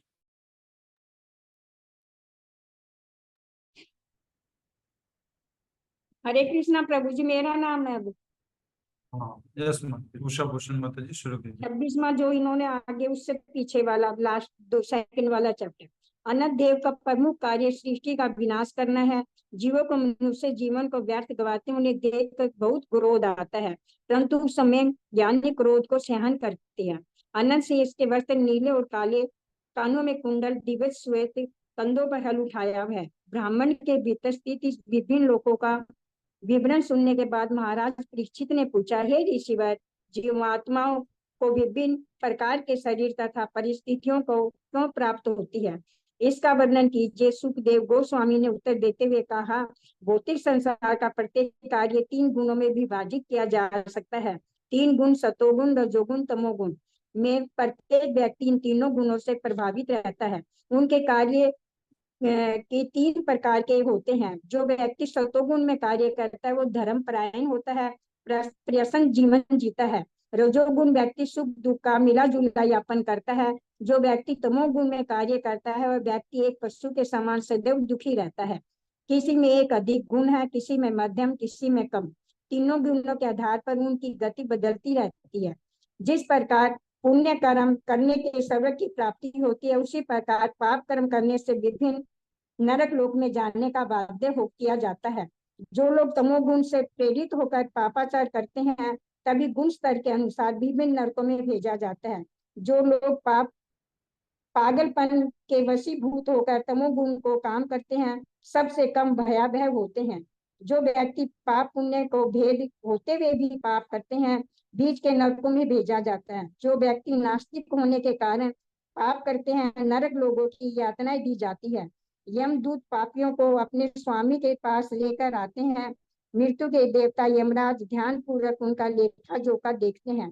पाप कर्मों का समुचित आकलन करते हुए सही दंड देने के लिए असंख्य नरकों में से एक नरक में भेजा जाता है।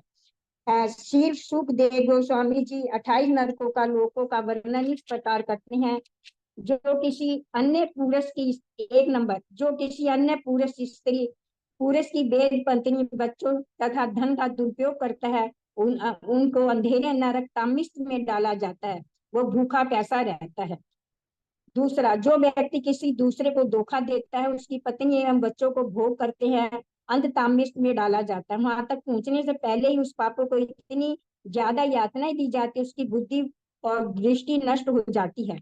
तीसरा, जो व्यक्ति दिन रात मेहनत करता है, अपने शरीर अपने परिजनों के शरीरों को पोषने के लिए आकलन करके दूसरे पर हिंसा करता है, उसे रोदक नामक नरक में डाला जाता है। चौथा, दूसरों को कष्ट देकर अपना जीवन यापन करने वालों लोगों को महारोदक नरक में जाना पड़ता है। नोच नोच कर उनका मांस खाते हैं।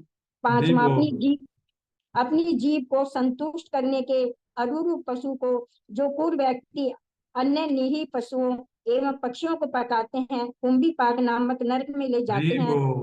उन्हें वहां उबलते हुए तेल में डाला जाता है। छठा, ब्राह्मण की हत्या करने वालों को कालसूत्र नामक नरक में डाला जाता है। इस नरक की भूमि ठोस तांबे की बनी है। नीचे से अग्नि, ऊपर से आग, उबलते हुए सूर्य के द्वारा इसकी तांबे की सतह गर्म होती है। सातवां, आपातकालीन स्थिति न होते हुए भी व्यक्ति वैदिक पद का त्याग करता है, उसे अस्त्री वन नामक नरक में डाला जाता है। यमदूत उसे कोड़ों से पीटते हैं। आठवां, निष्पान व्यक्ति को दंड देने वाले ब्राह्मण को शारीरिक दुख देने वाले सकुमुख नामक नरक में डाला जाता है। वहां उसे गन्ने की रस की तरह पीसते हैं। नौवां, जो मनुष्य निसहाय पशु अथवा प्राणियों की हत्या करता है, उसे अंधकूप नामक नरक में दंड दिया जाता है। वहां उस पर पशु पक्षी मक्खी मच्छर आक्रमण करते हैं, उसे कभी भी नींद नहीं आती। 10वां, यदि कोई व्यक्ति प्राप्त भोजन को पहले अतिथियों को, वृद्धों और पुरुषों बच्चों को न देकर समय खाता है, उसका जीवन किसी कौवे से अधिक श्रेष्ठ नहीं है। जो पंच यज्ञ किए बिना खाते हैं, उन्हें कृमि भोजन नामक नरक में यातनाएं दी जाती है।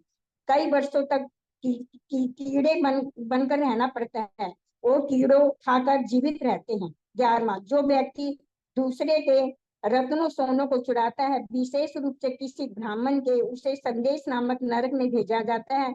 लोहे के लाल पिंडों चिमटों द्वारा चमड़ी से उधेड़ा जाता है और उनका शरीर टुकड़े टुकड़े हो जाता है। 12वां, अयोग्य स्त्री अथवा पुरुष के साथ व्यक्ति व्यभिचार करने वाले व्यक्ति को यमदूत तृप्त श्रोणी नामक नरक में डालते हैं। पुरुषों और स्त्रियों को कोड़ों से पीटा जाता है। 13वां, जो व्यक्ति बिना किसी भेदभाव मनुष्य अथवा पशुओं के साथ मैथुन करता है, सालमली नामक नरक में यातनाएं दी जाती है। इस नरक का नाम सालमली वृक्ष का नाम इसलिए पड़ा, वृक्ष पर लटकाकर तीनों तेजी से नीचे की ओर खींचते हुए बुरी तरह कट फट जाता है।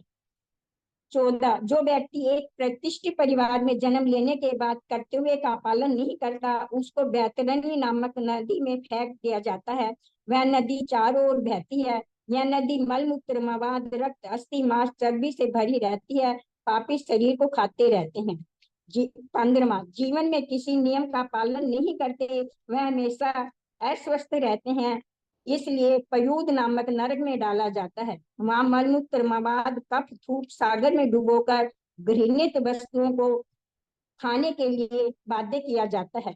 16, 3 उच्च वर्गों के ऐसे लोग जो अपने पालतू कुत्तों को जंगल में ले जाकर आक्रमण पशुओं का शिकार करते हैं, उन्हें प्राण रोधक नामक नरक में पटका जाता है। अपने तीखे बाणों से उनका शरीर छलनी करते हैं। 17वां, जो व्यक्ति अपनी प्रतिष्ठा को बढ़ाने के लिए पशुओं की बलि देते हैं, तो उसको विशासन नामक नरक में ले जाया जाता है। यमदूत नाना यातनाएं देने के बाद उसका वध करते हैं। 18वां, 3 वर्णों का दिव्य सदस्य अपनी पत्नी को नियंत्रण में रखने और कामों की इच्छाओं को पूरा करने के लिए उन्हें अपना वीर्य पीने के लिए बाध्य करते हैं। लाला भक्ष नामक नरक में ले जाया जाता है। उन्हें वीर्य बहती नदी में डालकर उसे पीने के लिए बाध्य किया जाता है। 19वां, ऐसे डाकू जो दूसरे के घरों में आग लगाते हैं, उन्हें विष देते हैं, उन्हें सारमयादन नामक नरक में रखा जाता है। यमदूतों के आज्ञानुसार वहां वृक्ष के समान तीक्ष्ण दांतों वाले 720 कुत्तों उनका भक्षण करते हैं।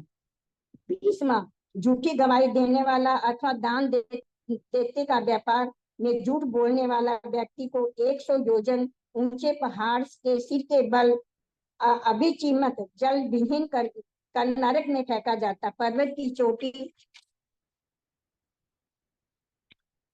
से फेंका जाता है, उसकी हड्डियों को चूरा हो जाता है, उसकी मृत्यु नहीं होती। इस प्रकार इस यातना को झेलता रहता है। 21वां, यदि कोई ब्राह्मण अथवा ब्राह्मण की पत्नी मदिरा पान करती है अथवा कोई क्षत्रिय या वैश्य सोमरस पीता है तो उन्हें आय पान में नामक नरक में ले जाया जाता है। यमदूत उनकी छाती पर खड़े होकर उनके मुख में पिघला हुआ लोहा डालते हैं।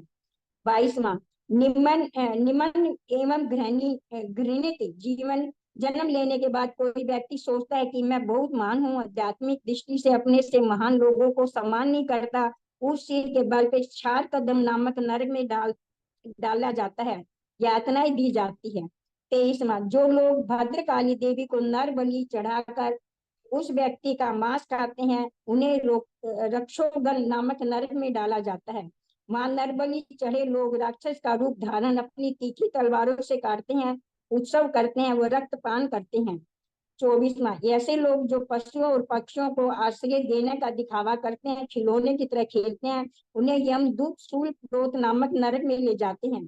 25वां, ईर्ष्यालु सांप जैसी मनोवृत्ति वाले लोग सदैव दूसरों पर क्रोध करके आकरण कष्ट देते हैं, उनके लिए दंड सुख नरक है, जहाँ 5-7 आकरण खानों वाले सांप खाते हैं और मानो वे चूहे को। 26वां, जो दूसरे लोगों को अंधेरे कुएं में गुफाएं अथवा इस प्रकार के अन्य स्थानों पर बंदी बनाकर रखते हैं, उन्हें अवट निरोधन नामक नरक में ले जाया जाता है। पक्षियों को अंधेरे कुएं में धकेला दिया जाता है। 27वां, जो गृहस्थ लोग अपने अतिथियों की और तीक्ष्ण और पूर्ण दृष्टि से ऐसे देखता है, जलाकर राख कर देगा, प्राय वर्तन नामक नरक में डाला जाता है। कीट बुगले कोवे जैसे घूर घूर कर देखते हैं और छलांग लगाकर आंख नोच लेते हैं। 28वां, जो व्यक्ति पाप द्वारा धन कमाता है, अपने धन पर घमंड करता है, जो वह भयभीत रहता है, कोई उसका धन चुराने ले बड़ों पर संदेह करता है, उसका हृदय और मुख हर समय सूखा हुआ रहता है, शैतान की भांति दिखता है, सूची मुख नामक नरक मिल जाते हैं। जैसे दर्जी कपड़े सीलता है, उसी प्रकार यमदूत उसके शरीर से सुई धागों से सीलकर दंड देते हैं। 1 मिनट प्रभु जी।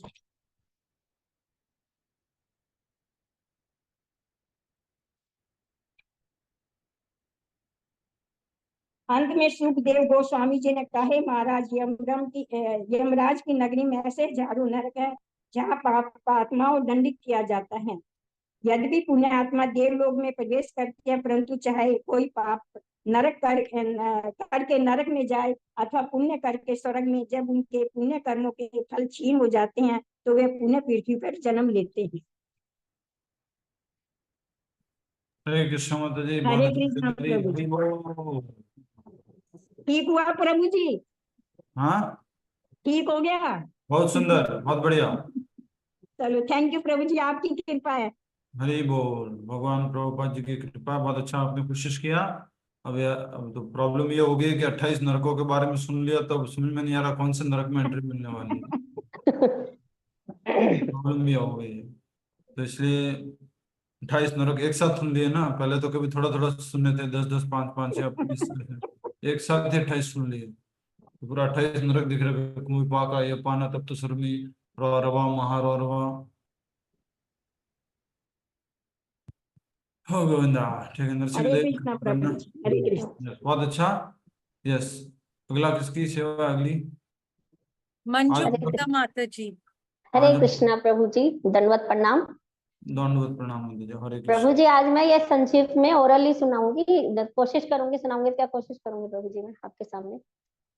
तो प्रभु जी, आज आज का अध्याय है 27वां, उसका नाम है अजामिल।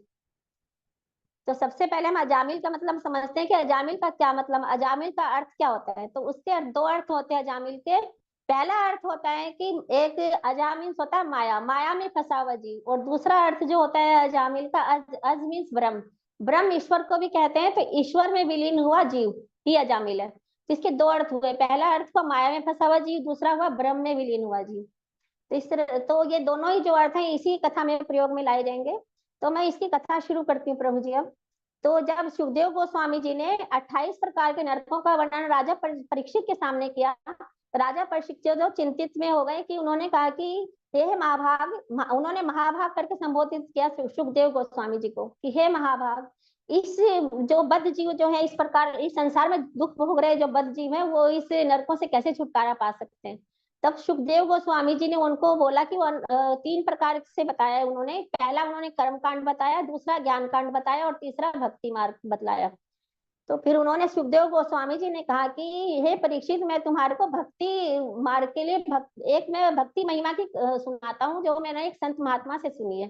तब उन्होंने सुनाया कि कान्यकुब्ज में एक ब्राह्मण रहता था जो दृढ़ता पूर्वक जो वैदिक धर्मों का पालन करता था, और एक कहने का संक्षिप्त में कह सकते हैं कि सर्वगुणों से संपूर्ण था। वो एक बार अपने पिता की आज्ञा के अनुसार वो वन में गया, और वापसी में जब वन से आ रहा था तो उसने देखा कि एक जो शूद्र है जो एक वैश्य के साथ निर्लजता पूर्वक आलिंगन कर रहा है। तो वो उसके ऊपर मोहित हो गया, वैश्य के ऊपर। और वो वापस वो जैसे ही वो रास्ते में आ रहा था तो रास्ते में भी वो उसको वैश्य के ही पूरे ध्यान उसकी तरफ ही रहा उसके। फिर वो घर पर आया, घर पर आकर उसको दिन रात तो उसी का चिंतन करता रहता था, और ये सोचता था कि हो ना हो मेरे को इस वैश्य को घर पे लेके ही आना है। तो एक दिन वो उस वैश्या को नौकरानी बना के अपने घर पे ले आया, और उसने क्या किया, उसके बाद उसने अपनी पति सती सावित्री पत्नी को भी घर से निकाल दिया, अपने वृद्ध माता पिता को भी घर से निकाल दिया, और उस वैश्या के साथ रहने लगा। और उसके बाद क्या कि उस वैश्या का पेट पालने के लिए, उसको खुश रखने के लिए उसने अपने पिता की सारी जायदाद बेच दी। उसने जो है जुए में भी उसने पैसे कमाए, उसने आते जाते राहगीरों को लूटना शुरू किया, और किसी न किसी तरह हर तरह के पाप करता रहा उस वैश्या को खुश रखने के लिए। इस तरह से काफी समय बीत गया।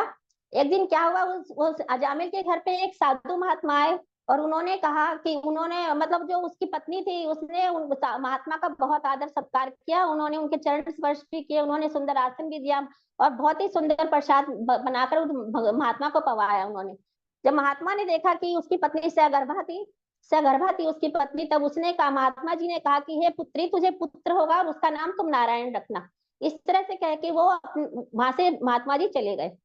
कुछ दिनों के बाद उनके घर में एक पुत्र हुआ, जो उनका नाम उन्होंने नारायण रखा। और नारायण जो था उनकी 9वीं संतान थी। 8 संतान उस वैश्या से उसको अजामिल को हो चुकी थी, ये 9वीं संतान और सबसे छोटी संतान थी। तो उस छोटे संतान से उसको स्नेह बहुत था, क्योंकि हर माता पिता को अपने छोटे संतान से स्नेह होता है, तो उसको भी स्नेह था। वो हमेशा ही वो अपने नारायण नारायण करता रहता, नारायण तुम कहाँ हो, नारायण तुम यहाँ आओ, नारायण तुम खाना खा लो, नारायण तुम पानी पी लो, नारायण दूध पी लो, नारायण सो जाओ। इस तरह से करते करते नारायण नारायण। और जब वो 1 मिनट उसकी आंखों से ओझल हो जाता था वो बच्चा, तो वो नारायण नारायण ही पुकारता रहता था। इस तरह से करते करते वो बच्चा 5 वर्ष का हो गया, और अजामिल की उम्र 88 वर्ष की हो गई। तब कहते हैं कि जो मृत्यु है जो कहने से नहीं आती, किसी भी समय मृत्यु आ सकती है। तो एक दिन जो है अजामिल वो लेटा हुआ था पलंग पे, तो उसने देखा कि अपने आंखों के सामने उसने देखा 3 दूत वहां पे आ गए, यमदूत आए हैं और यमपास लेके आए हैं वो। तो अजामिल जो है वो एकदम डर गया, क्योंकि वो बहुत भयानक प्रकृति के थे वो। तो बहुत बुरी तरह से डर गया, क्योंकि वो टेढ़ी मेढ़ी आकृति थी उसकी। तो वो बहुत तेज तेज से चिल्लाने लगा, और बहुत तेज तेज से रोता वो अपने पुत्र को पुकारने लगा, नारायण नारायण नारायण। तब वो जैसे अपने पुत्र को पुकार रहा था, क्योंकि उसका पुत्र उसके पास में खेल रहा था, तो वहां पे विष्णुदूत थे। उन्होंने कहा कि जो है ये मृत्यु शैया पे पड़ा हुआ जो ये व्यक्ति जो मेरे प्रभु को पुकार रहा है, वो 4 विष्णु के दूत वहां पे प्रकट हो गए। और उन्होंने देखा कि इसको तो यमपास से निकाल के लेके जा रहे हैं, यमपास से इसकी आत्मा को खींच रहे हैं। तो उन्होंने चारों दूतों ने कहा, ये विष्णु के दूतों ने, ठहरो। तो जैसे ही उन्होंने ठहरो कहा, तो यमदूतों ने कहा कि क्यों आज हमारे पहली बार ऐसा हुआ है कि जो हम जो काम कर रहे हैं और ये हमारे काम में विघ्न डाल रहे हैं। तो उन्होंने कहा कि आप इसे क्यों रोक रहे हो, आप तो बहुत सुंदर हो, पर आप क्यों रोक रहे हो इसको, आपको पता है नहीं कि अतिशय पापी है, इसने बहुत पाप किए हैं। तब विष्णु भगवान ने, उन विष्णु के दूतों ने कहा कि हाँ मुझे पता है ये पापी है और इसने बहुत पाप किए हैं, पर इसने नारायण नारायण बोला है, आपने सुना है नारायण नारायण नारायण बोला है, तो इसने मेरे प्रभु का नाम लिया, तो इसलिए इसके सारे पाप धुल गए हैं। तो उन्होंने कहा कि इन्होंने अपने प्रभु का नाम नहीं लिया, इसने तो अपने पुत्र का नाम लिया है नारायण। तो उन्होंने कहा कि चाहे कैसे भी लिया है, पर इन्होंने जो है नारायण का, मेरे भगवान का नाम लिया है और आप इसे नहीं ले जा सकते हो। और कुछ उन्होंने ये भी कहा दूसरी बात कि आप इन्हें इसलिए भी नहीं ले जा सकते हो क्योंकि अभी इसकी जिंदगी के 12 वर्ष शेष हैं, तो ये इस धरती पे अभी 12 वर्ष हो रहेंगे, तो इसलिए आप इसे नहीं ले जा सकते। यह कहकर उन्होंने उसके यम के पाश को काट दिया और वो निराश होकर यम के दूत जो है वापस चले गए। इसके बाद क्या हुआ कि जैसे ही उसकी धीरे धीरे चेतना जागने लगी अजामिल की, वो स्वप्न अवस्था में था, कुछ जगह कुछ सोया सा था, तो वो सब बातें सुन रहा था उसकी उसके यमदूत की और विष्णु दूतों की। तब उसने सोचा, अजामिल ने सोचा कि आज अगर ये विष्णु दूत नहीं होते तो ये मुझे ले जाते, और ले जाते तो मेरा क्या आश्रय करते तो मुझे भी नहीं मालूम। तो उसने फिर धीरे धीरे चेतना जागने लगी उसकी। तब उसने फिर उसको ध्यान आया कि मैं एक वैश्य के चक्कर में पड़ गया, तो और उसने कहा कि मैं एक वैश्य के हाथ का खिलौना बन गया, और मैंने अपनी सती सावित्री पत्नी को भी घर से निकाल दिया, और मैंने अपने वृद्ध माता के पिता को भी अपने वृद्ध माता पिता को भी घर से निकाल दिया, और मैंने मतलब जिस उम्र में उनको मेरी जरूरत थी मैंने उनको घर से निकाल दिया। इस तरह करते करते बहुत पछताता रहा, बहुत रोता रहा और अपने आप को धिक्कारता रहा। पर फिर उसने कहा कि मैं चाहे कुछ भी हो जाए, मैं इसी जो भौतिक दुनिया की आसक्ति में नहीं आऊंगा, और जितना भी जीवन मेरा शेष है मैं भगवान के चरणों में ही लगाऊंगा। इस तरह से करता हुआ वो वहां पे हरिद्वार पहुंचा। विष्णु भगवान के मंदिर में जाकर उसने आश्रय लिया और लगातार 12 वर्षों तक उसने भगवान विष्णु की सेवा की। उन्होंने भगवान के जो है भजन कीर्तन किए, भगवान का नाम संकीर्तन किया, भगवान की सेवा की। इस तरह से करते करते 12 वर्ष बीत गए। उसके बाद कहते हैं कि अंत नारायण स्मृति, अंत में नारायण का स्मरण हुआ उसका। और अंत समय में जब उसकी जो प्राण जा रहे थे, तब उन्होंने देखा कि अपने सामने 4 विष्णु दूतों को खड़ा पाया उन्होंने, और उन्होंने जैसे उनको प्रणाम किया, उसकी जो है पार्थिव शरीर उन्होंने त्याग दिया अपना। पार्थिव शरीर का मतलब जो होता है पंचभूतों से बना हुआ या पार्थिव शरीर होता है हमारा, जो कि जल, अग्नि, वायु, आकाश और पृथ्वी, इस 5 चीजों से बना हुआ पंचभूतों का शरीर होता है, जिसने पार्थिव शरीर अपना त्याग दिया। और जो उनके विष्णु दूत थे वो स्वर्ण का विमान लेकर आए थे, उनको साथ लेकर विष्णु भगवान के वैकुंठ धाम में लेके चले गए। तो अब हमने जो 2 पहले हमने अर्थ समझे थे कि माया में फंसा हुआ जीव और एक जो है ब्रह्म में लीन हुआ जीव। पहला जो था माया में फंसा हुआ जीव वो भी अजामिल था जो पहले था, और जो ब्रह्म में जीव उसने पूजा पाठ करके भजन कीर्तन करके वो ब्रह्म में लीन हो गया, वो ईश्वर में लीन हो गए उसके बाद। तो दोनों अर्थ यहाँ पे हमारे प्रयोग में लाए जा चुके हैं। और फिर उसके बाद क्या हुआ, फिर इसके बीच में क्या हुआ, ये जो यमदूत थे वो वहां पे गए, अपने यमराज के पास गए, और उन्होंने गुस्से में थे क्योंकि वो खाली हाथ गए थे वहां पे। तो उन्होंने कहा कि अपने प्रभु से कहते हैं कि प्रभु आप ये बता दीजिए कि आप ही न्यायाधीश हैं या कोई और भी है यहाँ पे। तब उन्होंने वहां की सारी बातें बताई कि हम वहां पे गए, ऐसे ऐसे हमने उसको, जो हमें देख के जो है वो अजामिल डर गया और तेज तेज से नारायण नारायण नारायण नारायण करने लगा वो, और इस तरह से 4 सुंदर सुंदर से दूत आए और उनको बचा लिया उन्होंने।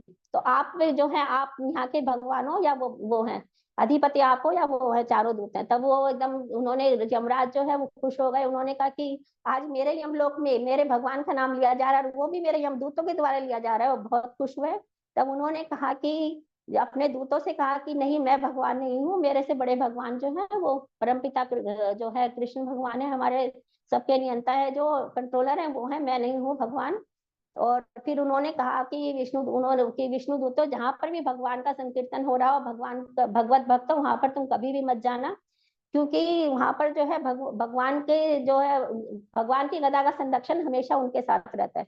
तुम हमेशा वहां पर जाना जहां पर भगवान की पूजा ना हो रही हो, भगवान का कीर्तन ना होता, भगवान के को जो मस्तक ना झुकाए, तुम ऐसे भौतिक लोगों के पास जाना, तुम उनके पास बिल्कुल भी मत जाना। तब उनको ये बातें समझ में आई विष्णु यमदूतों को। फिर उसके बाद उन्होंने जहां जहां कीर्तन होता था वो वहां जाने से डरने लगे।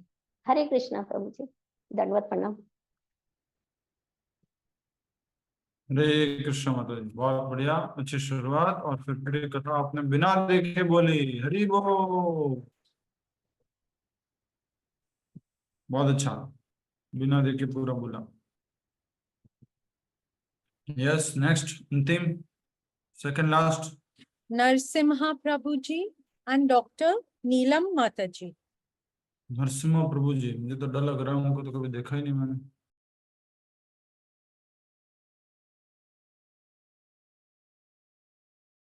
यस, नरसिम्हा प्रभु जी प्रकट हो। क्या वो इस जूम में है? क्या वो इस जूम में है? क्या वो जूम मीटिंग में है? आज नहीं है। हरे कृष्णा।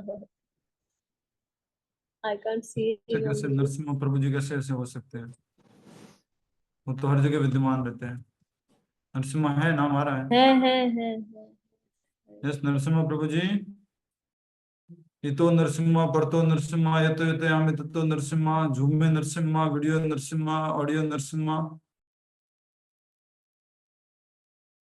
प्रभु जी प्रकट होइए। जूम के कौन से बॉक्स से आप प्रकट होने वाले हैं? मैं देखना चाहता हूँ।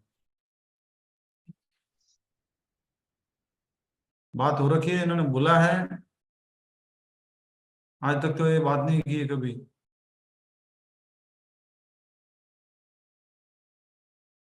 नरसिम्हा प्रभु जी। I think first day message किया था इन्होंने मुझे, अभी अब तो याद नहीं, 2-3 दिन हो गए। I don't remember. Narasimha Prabhu जी, मैं प्रहलाद तो नहीं हूं, लेकिन आप प्रकट फिर भी हो सकते हैं।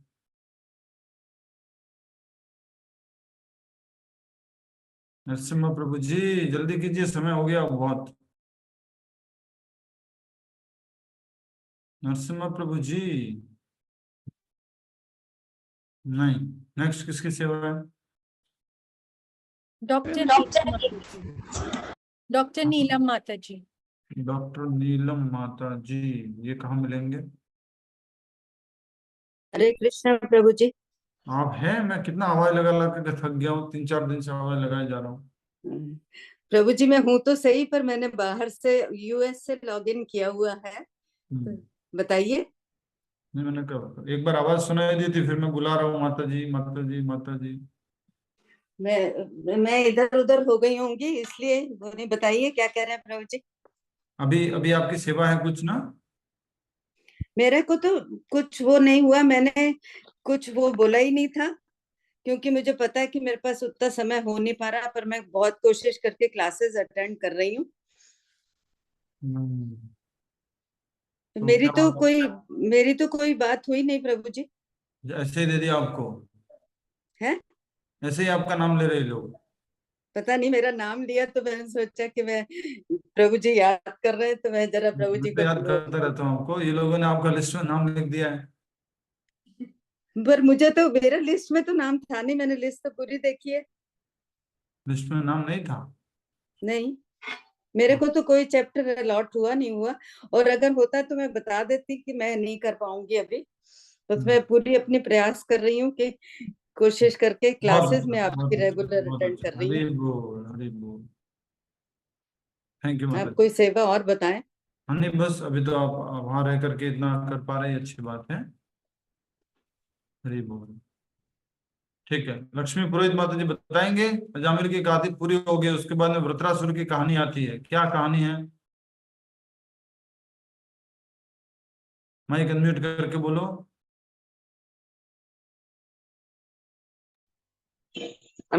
आता है आवाज प्रभु जी? एकदम क्लियर आता है। अच्छा।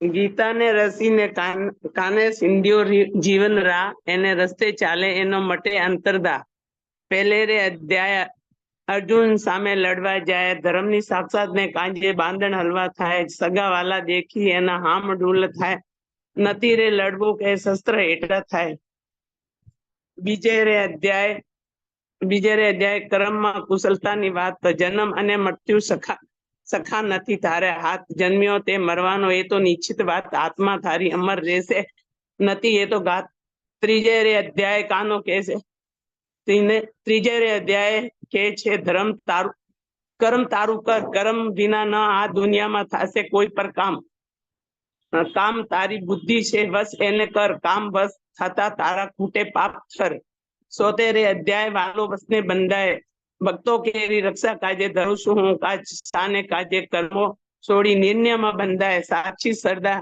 હૈયે રાખી સોંપી દેજે કાજ 5મે રે અધ્યાય કાનો કહે છે અધ્યાય કહે છે ભોગ વિને ત્યાગ દે તારા તૂટી દે તારા છોડી દેજે રાગ કર્મો તારી જીવન છે તું એનાથી ના ભાગ પાપ પુણ્ય છોડી તું તારા યોગમાં લાગ 6 રે અધ્યાય कृष्ण समझावे सन्यास દુઃખ અને સુખ કેરા છોડી દેજે ન્યાય સંકલ્પથી પર થઈને કર મનને વસ કર્મો તારી સાથે રહીને કાઢી લેશે કસ. 7મે અધ્યાય કે છે ભક્તિ મારી કર રાગ દેશ છોડીને તું શ્રદ્ધા પાકી કર સર્વે ભક્તોમાં મારો જ્ઞાની રહેશે પર જેવા રૂપને ભજે તેને થાય તેવા દર્શન. 8મે અધ્યાય કાનો કહે છે પરમાની વાત અહમ તારો ત્યાગી મને પામી લે સાક્ષાત જીવન જીવન આખું રટ અને પ્રભુ તારો તાત અંત કાલે આવી મળે વાલોજી સાક્ષાત. 9મે અધ્યાય बतावे कण कण में वास मारी रे माया की सगड़े कीधो में निवास जल स्थन जल चैतन्य जल सर्वे मारो वास भक्तों के योग सदा योग सेम सदा मारी पास. 10મે अध्याय के छे जग मारू रूप जे जे तने श्रेष्ठ दिसे एम मारू रूप सारी रे सृष्टि में अर्जुन थयो हूँ भूप सारा जग में पामेलो छे मारे तेज धूप भूप. 11મે અધ્યાય આવે વિરાટ સ્વરૂપ તેજોમાં ક્રાંતિ એની અદ્ભુત રૂપ સારી રે સૃષ્ટિમાં દિશે છે અનુપ કર્મો કર આ શક્તિ છોડી પામીશ મારું રૂપ. 12મે અધ્યાય કે છે ભક્તિ કેરી વાત કર્મો તારા અર્પણ કરી બુદ્ધિ તારી આપ સ્વાધ્યા કેરા જોરે તારી ઈચ્છા વસમે રાખ કર્મ ફળની આશા છોડી મન સરને રાખ. 13મે અધ્યાય કહે છે તન તારું ક્ષેત્ર ક્ષેત્ર યજ્ઞ છે આત્મા તારો તેજ મારું નેત્ર સર્વે માં સંભાવે પહેલા રાખો ખુલ્લા નેત્ર ઉદાર આત્મા ને ખાસે ઉજ્જમન નેત્ર ક્ષેત્ર. 14મે અધ્યાય કરે ત્રિગુણ કેરી વાત સત્વ ગુણ રજો ગુણ તમો ગુણ બની તવ જાત ત્રણેય ગુણ થી પર થઈ જીતી લેતો તાતા તને બ્રહ્મા સેજે મળશે પામી લેશે ત્રાત. 15મે અધ્યાય કે છે જગ પીપળ વૃક્ષ કર્મો કેરા બંધન તે જેના માયાથી અતૂટ વૈરાગ્ય સત્ર વડે પડે તેમાં તૂટ જગ કેરો પાલનારો પ્રભુ મારો ભૂત. 16મે અધ્યાય પ્રભુ કે છે દેવી શાસ્ત્ર કામ ક્રોધ લોભ છોડી દયા હૈયે રાખ આસુરી ગુણોથી તારી અધમ થશે જાત આત્માના ઉધારે કાજે ઘસી લેજે જાત. 17મે અધ્યાય કરે શ્રદ્ધા કેરી વાત જેવી જેની શ્રદ્ધા બેસે તેવી તેની જાત સત્વ ગુણ ફલ છોડી સત્કર્મ જોડાય હરિઓમ સ્તોત્ર એ છે જીવન કેરો સ્તોત્ર. 18મે અધ્યાય કે છે ત્યાગ કેરો મર્મ કર્મ તારા છોડવામાં નથી ત્યાગ ધર્મ કરતા કેરો ભાવ છોડી સંભાળી લે કર્મ કર્મ કરતા દે તૂટે એ છે તારો ધર્મ. પ્રજ્ઞાસુ ખુલી જાતા અર્જુન શરણે જાય મોહ કેરા પડત તૂટ્યા સામે લડવા જાય જે કોઈ ભક્તો શરણે જાય ઘરે વાલો બંધાય નંદી તારે શરણે આવે સ્વીકારી લો લે બધાય. હરે કૃષ્ણ પ્રભુજી. हरे कृष्णा कृष्ण पूरी माता जी हरि बोल पूरी गीता हरि बोल बहुत सुंदर माता जी बहुत सुंदर पूरी गीता सुना दी इन्होंने पूरी गीता सुना दी इन्होंने. हरि बोल. हरि बोल. लक्ष्मी माता जी हरि हरि बोल. बहुत बढ़िया आपने पूरा गीता का हर एक अध्याय को अपने मारवाड़ी होते हुए गुजराती भाषा में बोला. तो सबसे बड़ी बात तो ये समझ में नहीं आया कैसा कॉम्बिनेशन है ये, बट अच्छा प्रयास किया. और दूसरी बात ये थी कि अभी हम सब लोग पढ़ कौन सा ग्रंथ रहे थे क्लास में कौन सा ग्रंथ पढ़ रहे थे सब लोग? सबको मौका मिला था ना? आपको नहीं लक्ष्मी माता जी बताएंगे. हाँ लक्ष्मी माता जी आपको बताना है. हाँ प्रभु जी वो उसका नत शब्द का था. नहीं कौन सा ग्रंथ पढ़ रहे थे हम सब लोग? अभी सब लोग यहाँ पे बैठ करके कौन सा ग्रंथ पढ़ रहे थे अभी गीता भागवत ने कौन सा ग्रंथ पढ़ रहे थे अभी हम सब लोग बैठ करके? यहाँ सबको एक एक अध्याय दिया था ना पढ़ने के लिए. हाँ हाँ तो कौन सा ग्रंथ था?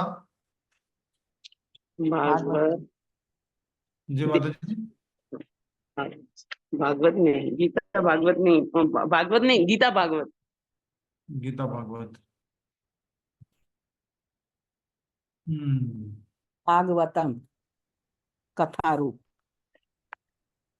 आपके पास ग्रंथ है जो आप पढ़ रहे हो, वो ग्रंथ है आपके पास? वो है प्रभु जी, मैं नहीं पढ़ती, वो पढ़ रहे हैं, हमारे प्रभु जी के पास है। प्रभु जी के पास, ठीक है। ये कहाँ लिखा हुआ था, कहाँ से आपने कॉपी किया गीता का? ये गुजराती में? ये तो प्रभु जी हवेली में जाती हूँ ना, उधर उधर पुष्टि मार्ग में, उधर हवेली में गोवर्धन नाथ। ये सुबह में पढ़ती हूँ।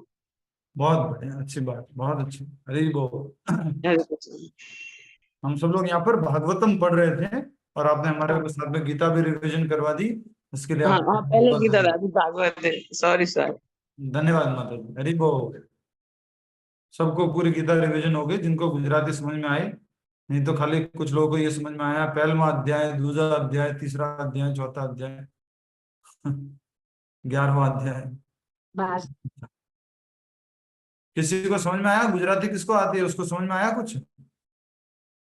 गुजराती और गोडवाड़ी प्रभु आती नहीं है, लेकिन समझ में पूरा आ रहा था गुजराती। प्रभु जी समझ में आ गया, बहुत समझ में आ गया।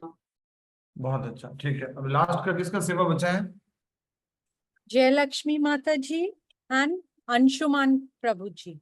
जय हो, जय हो। प्रभु जी टाइम हो गया ना, कल कर लेते हैं। थक गए, अभी चाप भी करना है प्रभु जी। कोई बात नहीं, आपके पास थोड़ा सा समय है। आपको पूरे नंबर पहले ही दे दिए मैंने। ठीक है, हरे कृष्ण। हरे कृष्ण।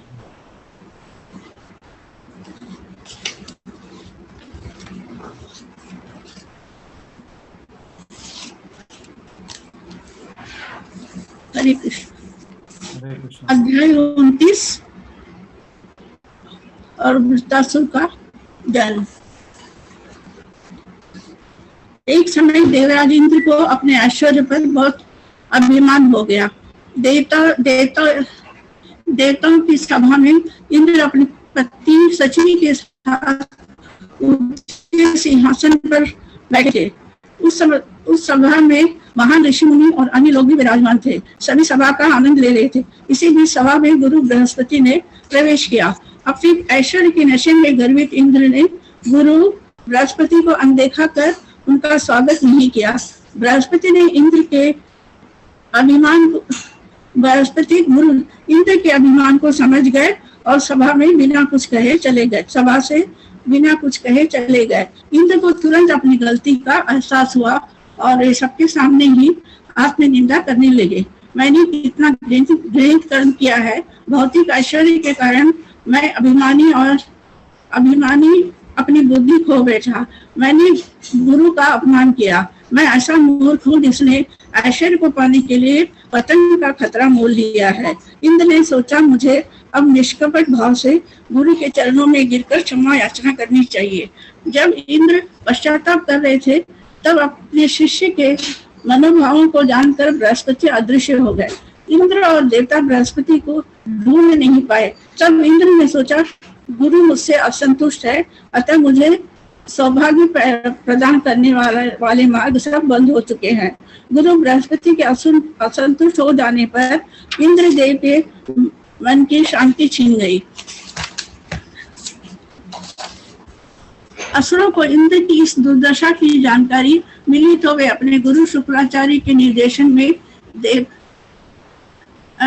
असुर अपने गुरु शुक्राचार्य के निर्देशन में देवताओं पर आक्रमण कर दिया। युद्ध में देवता हार गए और अपनी रक्षा का कोई मार्ग न देखते हुए देवता ब्रह्मा जी के शरण में गए।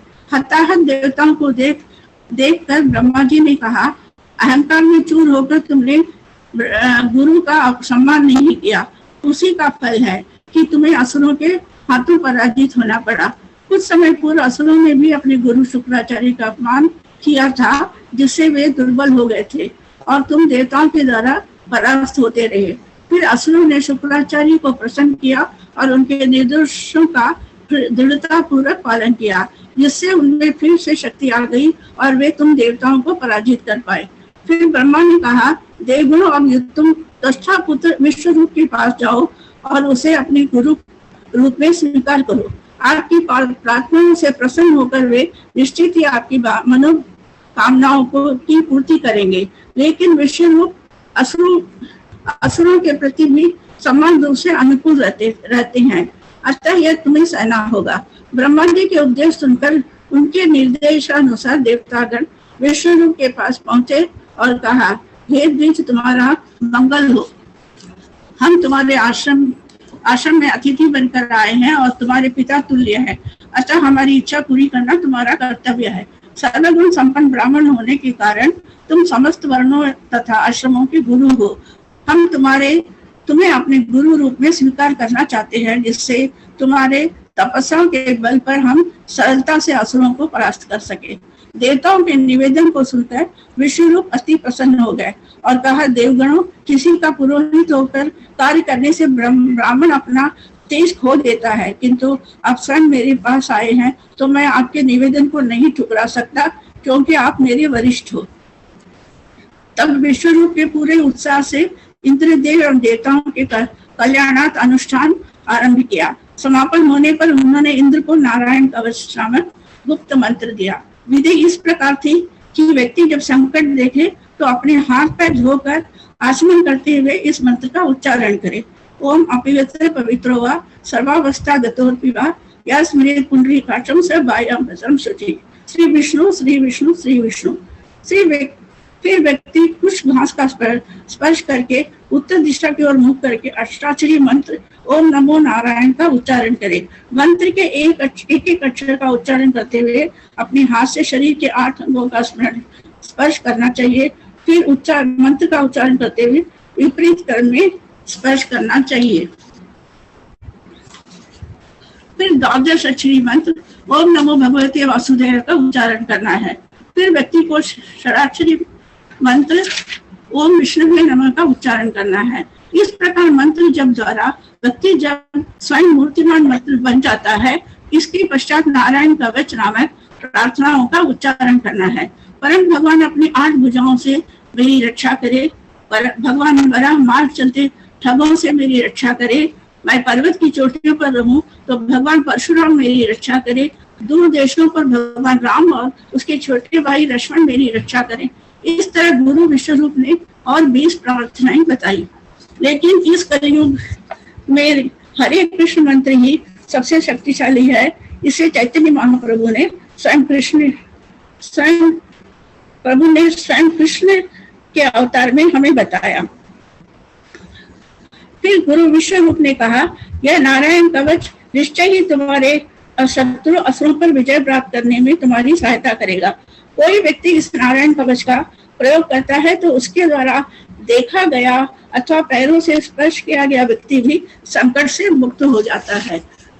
विश्वरूप के 3 सिर थे। एक से सोमरस पीते थे, दूसरे से सुरापान और तीसरे से भोजन। विश्वरूप पिता की ओर से देवताओं से संबंधित थे और माता की ओर से असुरों से संबंधित थे। अतः देवताओं के नाम की आहुति देते समय वे गुप्त रूप से असुरों के लिए भी आहुति दे रहे थे। इस बात को इंद्र समझ गए और असुरों से पुनः पराजित होने के भय से उन्होंने विश्वरूप का 3 सिर काट दिया और वे 3 सिर पक्षियों में परिवर्तित हो गए। विश्वरूप वध करने के पश्चात इंद्र को पश्चाताप हुआ। यद्यपि इंद्र ब्रह्म हत्या के पाप फलों को नष्ट करने की शक्ति रखते थे, फिर भी उन्होंने स्वेच्छा से हाथ जोड़कर उन्हें स्वीकार किया। फलस्वरूप इंद्र को 1 वर्ष तक कष्ट भोगने पड़े और स्वयं को शुद्ध करने के लिए अपने शेष पाप फलों को पृथ्वी, जल, वृक्षों तथा स्त्रियों में बांट दिया। अपने पुत्र विश्वरूप की मृत्यु पर त्वष्टा क्रोधित हो उठे और इंद्र का वध करने के लिए एक यज्ञ आरंभ किया, परंतु मंत्रोच्चारण में गलती हो गई। इंद्र शत्रु का प्रयोग करने के स्थान पर इंद्र शास्त्रो शब्द का उच्चारण कर दिया, जिसका अर्थ बदलकर वह जिसका शत्रु इंद्र होगा हो गया। तभी यज्ञाग्नि से एक भयंकर व्यक्ति प्रकट हुआ, जो प्रत्येक कल्प के पश्चात होने वाले प्रलय जैसा था। वह असुर तीव्रता से विस्तारित होने लगा। उसका विशालकाय शरीर काला था और उसके बाल, दाढ़ी और मूछें पिघले हुए तांबे के रंग की थी। आंखें दोपहर की सूरज की तरह चुंधियाने वाली थी। वह उच्च स्वर में चीत्कार तथा नृत्य करते हुए पृथ्वी को कंपायमान कर रहा था।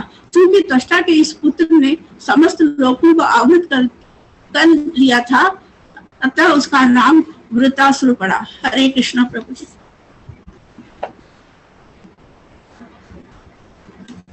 हरे कृष्णा माता जी, हरे कृष्णा।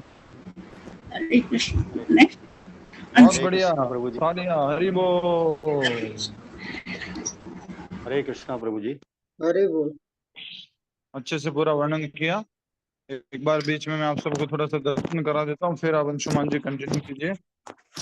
पहले प्रभुपाद जी का दर्शन कर लीजिए। नोएडा सेंटर पे नमो विष्णु पादाय कृष्ण पृष्ठाय भूतले श्रीमद् भक्ति वेदांत स्वामी नामिने नमस्ते सारस्वती देवे गौरवाणी प्रचारणे निर्विशेष शून्यवादी पाश्चात्य देश कारणे। श्रील प्रभुपाद की जय। गौर निताई जी के दर्शन कर लीजिए। ये टेम्पल हॉल है यहाँ का। अभी कल्चर कैंप का टैलेंट्स डे अर्थात कल्चर कैंप हो गया है इधर, बच्चों के लिए जो कैंप होता है। अब शिष्य गौर निताई जी के दर्शन कर लीजिए। शिष्य गौर निताई की जय।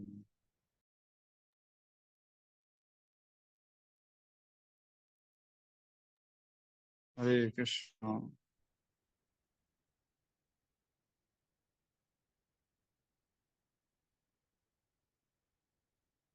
श्री चैतन्य महाप्रभु की जय। श्री नित्यानंद प्रभु की जय। जय जय भगवान नरसिंह भगवान की जय। श्री पंच तत्व की जय। श्री गुरु परंपरा की जय। श्री छठ गोस्वामी प्रभु की जय। श्री प्रभुपाद की जय। मायातीते व्यापी वैकुंठ लोके पूर्णेश्वरे श्री चतुर्व्यूह मध्ये रूपम श्वेतभाति संकर्षणाख्यं तं श्री नित्यानंद रामं प्रपद्ये।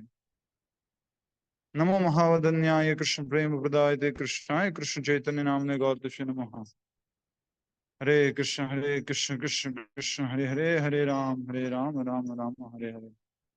श्री राधा वृंदावन चंद्र की जय।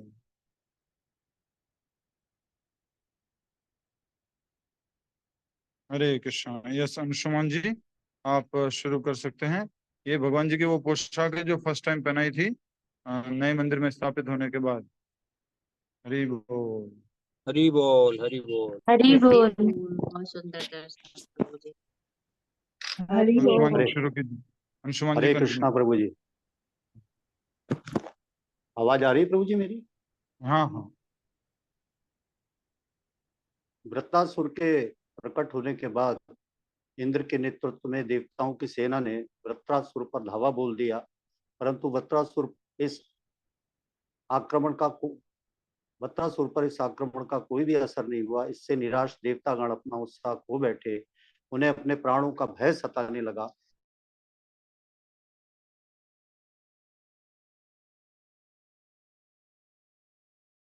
देव देव में प्रकट हुए और तत्पश्चात उनके समक्ष प्रकट हो गए। सभी देवतागण भगवान के मधुर रूप को देखकर आनंद में भाव विभोर हो उठे और दंडवत प्रणाम करने लगे। उन्होंने भगवान के समक्ष दिव्य प्रार्थनाएं कर भगवान को प्रसन्न किया। देवतागण जानते थे कि शारीरिक संरक्षण जैसी स्वार्थी इच्छाओं के कारण वे भक्ति के शुद्ध स्तर पर नहीं थे और इसलिए वे भगवान से प्रार्थनाओं के द्वारा क्षमा याचना कर रहे थे तथा सभी देवतागण वत्रासुर नामक असुर के भय से अपने प्राणों की भिक्षा मांग रहे थे। भगवान देवताओं के सच्चे समर्पण से प्रसन्न थे। भगवान ने कहा कि प्राणियों में सर्वश्रेष्ठ हैं। यद्यपि ये सत्य है कि मैं जिस व्यक्ति से प्रसन्न हो जाता हूँ उससे किसी भी वस्तु को प्राप्त करना कठिन नहीं रह जाता, परंतु शुद्ध भक्त मेरी भक्ति के अतिरिक्त मुझसे अन्य किसी वस्तु की मांग नहीं करते हैं। ऐसे भक्त उस दक्ष वैद्य के समान होते हैं जो रोगी की इच्छा होने पर भी उसे कभी स्वास्थ्य के लिए हानिकारक भोजन खाने के लिए प्रोत्साहित नहीं करते। भगवान ने देवताओं को महर्षि दधीची की शरण लेने का सुझाव दिया और कहा कि आप दधीची से निवेदन करो कि वह जगत के कल्याण हेतु अपना शरीर त्याग दें। उन्होंने आध्यात्मिक ज्ञान को पूर्ण आत्मसात कर लिया है, इसलिए पूर्व काल में अश्विनी कुमार उनसे उपदेश ग्रहण करके इसी जीवन में मुक्त हो गए थे। दधीची के पास नारायण कवच नामक अजेय व अभेद्य कवच था। उनसे यह कवच लेकर त्वष्टा ने अपने पुत्र विश्वरूप को दिया था और विश्वरूप से वह तुम्हें प्राप्त हुआ। अश्विनी कुमार तुम्हारी ओर से महर्षि दधीची से उनका शरीर मांगेंगे, निश्चित ही वह उन्हें निराश नहीं करेंगे। तब विश्वकर्मा उनकी अस्थियों से वज्र का निर्माण करेंगे। मैं स्वयं उस अस्त्र में अपनी शक्ति भर दूंगा, उसके द्वारा तुम सरलता से वत्रासुर का वध कर सकोगे। भगवान ने देवताओं को सावधान किया कि इस असुर में त्रिलोकी को नष्ट करने की शक्ति है, लेकिन वह एक महान भक्त भी है, इसलिए तुम डरो मत, वह तुम्हें कोई हानि नहीं पहुंचाएगा। भगवान विष्णु देवताओं से आशा कर रहे थे कि भगवान से शुद्ध भक्ति मांगेंगे, परंतु उन्होंने इसके स्थान पर अपने शत्रु का वध मांगा। शुद्ध भक्त और प्राकृत भक्त में यही भेद है। इंद्र को निर्देश देने के बाद भगवान वहां से अंतर्धान हो गए। दधीची ने पंचभूत तत्वों से बने अपने शरीर का त्याग कर दिया। तत्पश्चात विश्वकर्मा ने दधीची के शरीर की अस्थियों से वज्र का निर्माण किया। भगवान विष्णु ने उस वज्र को अपनी शक्ति से संचारित कर दिया। इसके बाद देवताओं और असुरों के मध्य त्रेता युग के आरंभ में व्यवस्वत मनवंतर के प्रथम कल्प में घमासान युद्ध हुआ। जब असुरों के अस्त्र शस्त्र समाप्त हो गए तो स्वयं को शक्तिहीन देखते हुए वे युद्ध भूमि से पलायन करने लगे और अपने नेता को अकेला छोड़ दिया। वत्रासुर ने अपनी सेना को प्रेरणा देकर प्रोत्साहित करने का प्रयास किया, किंतु अत्यंत भयभीत होने के कारण वह वत्रासुर के उपदेशों को स्वीकार नहीं कर पाए।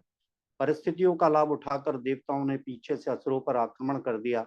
अपनी सेना की दुर्दशा देखकर वत्रासुर शोकातुर हो उठा।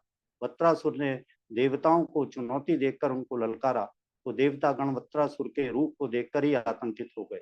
वत्रासुर ने इंद्र की गदा और ऐरावत को तेज प्रहार से नष्ट कर दिया, परंतु वत्रासुर ने धर्म युद्ध के नियमों का पालन करते हुए निहत्थे इंद्र पर वार नहीं किया।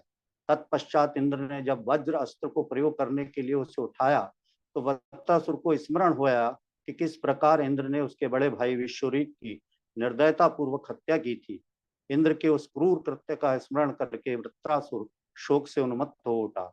वत्रासुर ने कहा, आज मेरा कितना सौभाग्य है कि जिस व्यक्ति ने मेरे अग्रज और अपने गुरु की हत्या की है वह मेरे सम्मुख खड़ा है। वत्रासुर मरने के लिए अत्यंत उत्कंठित था, जिससे वह यथाशीघ्र भगवत धाम लौट सके। दूसरी ओर इंद्र वत्रासुर पर विजय प्राप्त करने के लिए उत्कंठित था, जिससे वह सार्गिक सुखों का भोग करते हुए इस भौतिक संसार में सड़ता गलता रहे। निस्संदेह वत्रासुर और इंद्र दोनों भगवान के भक्त थे, किंतु इंद्र से भगवान ने वह उपाय मांगा जिससे बाहर से असुर दिखने वाले वत्रासुर का वध कर सके। भगवान वत्रासुर के प्रति अधिक कृपालु थे, क्योंकि इंद्र के मन में भौतिक बंधनों से मुक्त होने की अपेक्षा भौतिक भोग की अधिक लालसा थी, परंतु विशुद्ध भक्त होने के कारण वत्रासुर के हृदय में केवल भगवान का संग तथा उनकी सेवा की अभिलाषा थी। इसलिए वास्तविक विजय वत्रासुर की होने वाली थी, इंद्र की नहीं। वत्रासुर हार कर भी वैकुंठ जाने वाला था और इंद्र जीत कर भी इसी भौतिक संसार में जन्म मृत्यु के चक्कर में दुख भोगने वाले थे। यद्यपि बाह्य रूप से वत्रासुर एक असुर था, परंतु वास्तव में वह इतना महान था कि यहाँ वह इंद्र के गुरु का कार्य कर रहा था। वत्रासुर जानता था कि उसकी पराजय सुनिश्चित है और उससे निराश हुए बिना वह इस तथ्य को स्वीकार करता था कि प्रत्येक परिस्थिति में व्यक्ति को अपने कर्तव्य का पालन करना चाहिए। इसलिए उसने इंद्र का वध करने का हर संभव प्रयास किया। वृत्रासुर के मुख से बुद्धिमत्तापूर्ण शब्दों को सुनकर इंद्रदेव आश्चर्यचकित रह गए। वृत्रासुर की प्रशंसा करने के बाद इंद्र ने पुनः अपना वज्र उठाया और मुस्कुराते हुए कहा, हे महान दानव, तुम्हारे ज्ञान और दृढ़ता को देखकर मैं सहज अनुमान लगा सकता हूँ कि तुम भगवान के महान भक्त हो। इंद्र ने अपनी अस्त्र वज्र की सहायता से वत्रासुर की दोनों भुजाएं काट दी। कटी हुई भुजाओं से बहते रक्त के साथ वत्रासुर अत्यंत सुंदर दिख रहा था। वत्रासुर ने अचानक इंद्र के सम्मुख आकर उनके ऐरावत सहित उनको उसी प्रकार निगल लिया, इस प्रकार हाथी को निगल जाता है। जब देवता और ब्रह्मा जी ने संकट को देखा तो वो चीखने लगे, हाय अनर्थ हो गया। परंतु नारायण कवच से युक्त तथा स्वयं अपनी योग शक्तियों के बल के कारण इस महान असुर द्वारा निगले जाने पर भी इंद्र की मृत्यु नहीं हुई। वज्र की सहायता वृत्रासुर का पेट चीरकर बाहर निकल आए। इंद्र ने वज्र से वृत्रासुर का सिर काट दिया, जिसे काटने में इंद्र को 1 वर्ष का समय लगा। वास्तव में जब वृत्रासुर ने इंद्र को निगल लिया था, उस समय अपने शत्रु को मृत जानकर उसने विचार किया कि आगे युद्ध करना कोई लाभ नहीं है। इस निष्कर्ष पर पहुंचकर वृत्रासुर ने अपने समस्त शारीरिक कार्यों को रोक दिया और भगवत धाम जाने की तैयारी करते हुए स्वयं को समाधिस्थ कर लिया। हरे कृष्णा प्रभु जी। हरि बोल, हरे कृष्णा।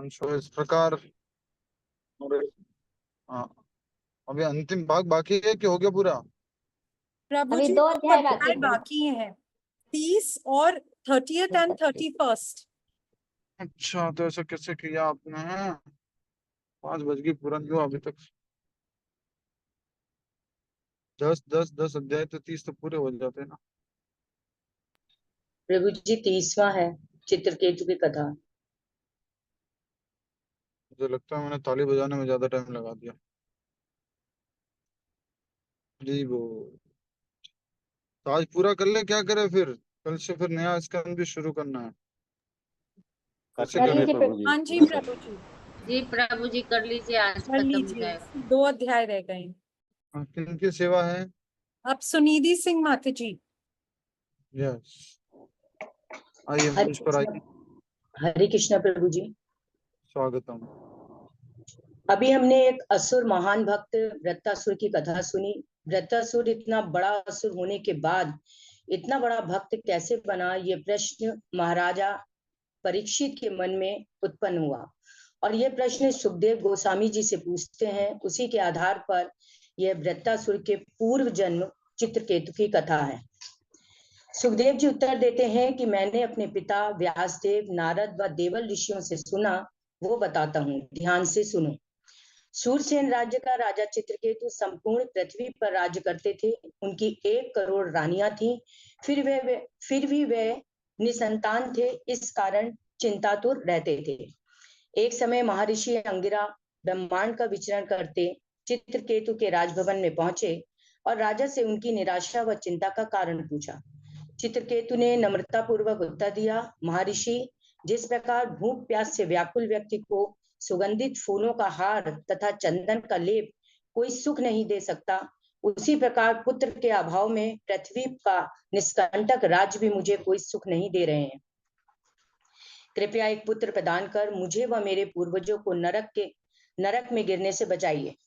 अंगिरा ऋषि ने विशेष यज्ञ कराकर त्वष्टा देवता को खीर का भोग लगाकर राजा की श्रेष्ठा व ज्येष्ठा पटरानी कृति को खीर खाने को दी। अंगिरा ऋषि ने राजा से कहा, आपका ये पुत्र आपके सुख व दुख दोनों का कारण होगा, इसलिए इसका नाम हर्ष शोक होगा। यह कहकर अंगिरा ऋषि चले गए। कुछ महीनों बाद धृति ने हर्ष शोक को जन्म दिया। इससे राजा चित्रकेतु सहित संपूर्ण शूरसेना राज्य अत्यंत आनंद से परिपूर्ण हो गया। राजा ने खुशी से ब्राह्मणों को विपुल मात्रा में सोना, चांदी, वस्त्र, आभूषण, भूमि तथा 60 करोड़ गायें दान करी।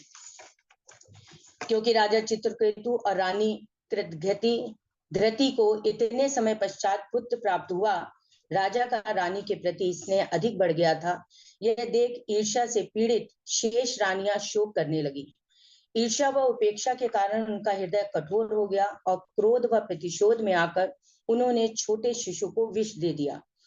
दाई द्वारा बच्चे को मरा जानकर वह चित्कार करती, छाती पीटती भूमि पर गिर पड़ी। उसके विलाप को सुन धृति पुत्र शोक में मूर्छा खाकर भूमि पर गिर पड़ी। पूरे महल में कोहराम मच गया। महाराजा चित्रकेतु हृदय में उठी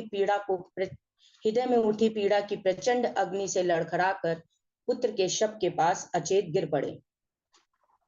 यह देख रानी घोर विलाप करती, मेरे पुत्र, मुझे छोड़कर मत जाओ, हमें नरकों से उबारने का तुम ही एकमात्र आशा थे, कृपया मान जाओ निष्ठुर यमराज के हाथ और आगे मत जाओ।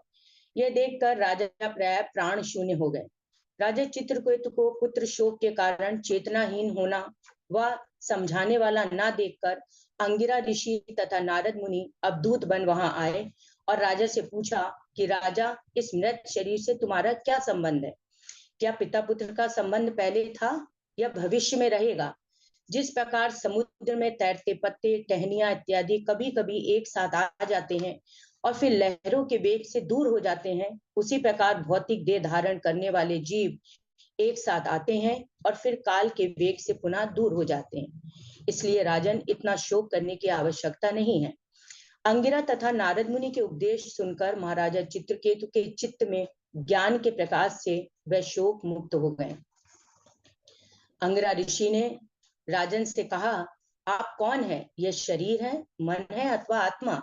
आप अपनी वास्तविक स्थिति को समझकर इस अकारण भौतिक आसक्ति को सहजता से त्याग सकेंगे, इसी से सच्ची शांति प्राप्त करेंगे। नारद मुनि ने अपनी योग शक्ति से महाराजा चित्रकेतु के मित्र पुत्र को पुनर्जीवित कर दिया। नारद मुनि ने कहा कि हे जीव, तुम्हारे चले जाने से सभी शोकातुर हैं, क्या तुम पुनः जीवन का भोग करोगे? जीवात्मा ने कहा कि मैं आत्मा इससे पहले भी कई बार अलग अलग योनियों में जन्म ले चुका हूँ। यह मेरे वास्तविक माता पिता नहीं है।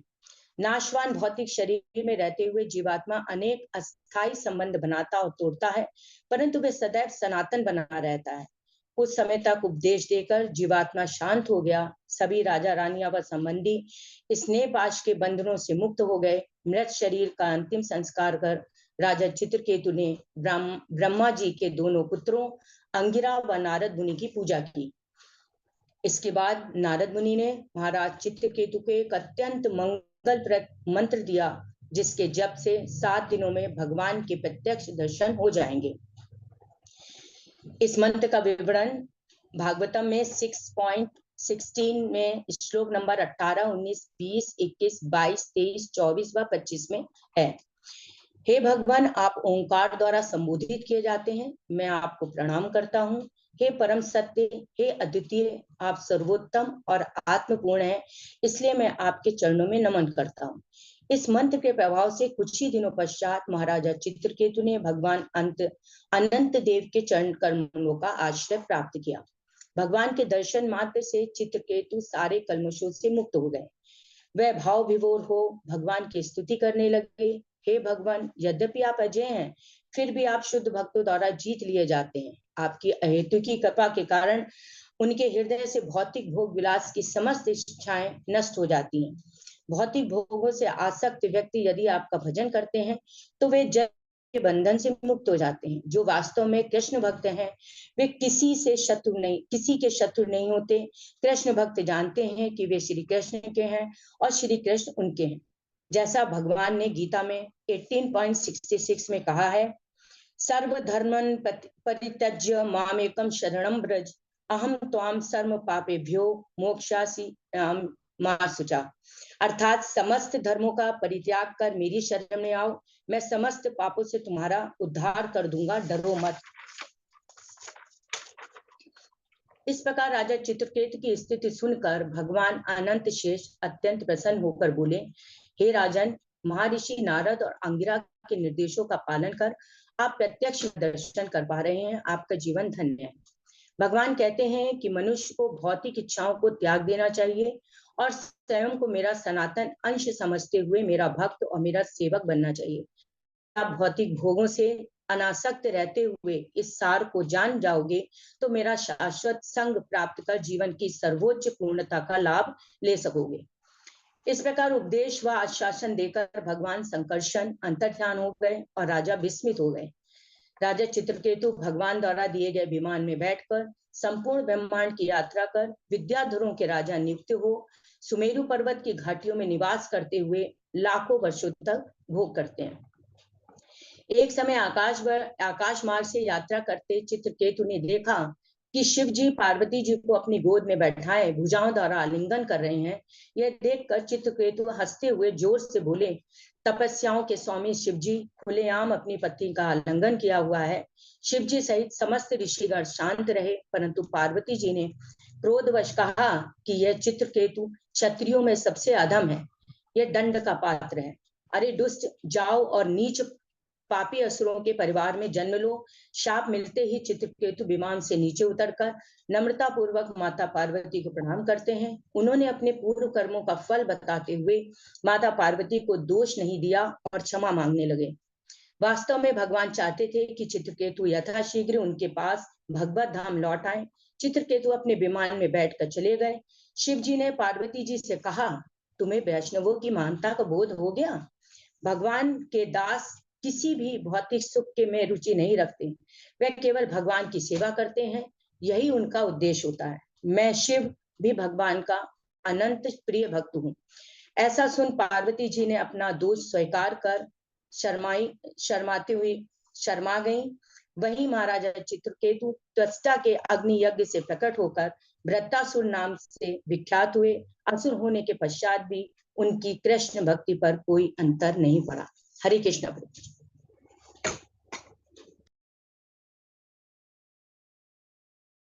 हरे कृष्णा, हरि बोल। थैंक यू, बहुत बढ़िया, अच्छे से आपने पूरा चित्रकेतु की कथा को सुनाया। हरि बोल। धन्यवाद प्रभु जी। हरे कृष्ण। अंतिम किसका रह गया? प्रमिला खेमानी माता जी उपस्थित हो, लास्ट कहानी सुन लीजिए। हरे कृष्णा प्रभु जी। डिब्रूगढ़ को हरे कृष्णा। प्रभु आवाज आ रही है? हरे कृष्णा। हाँ, डिब्रूगढ़ के वासियों को हरे कृष्णा।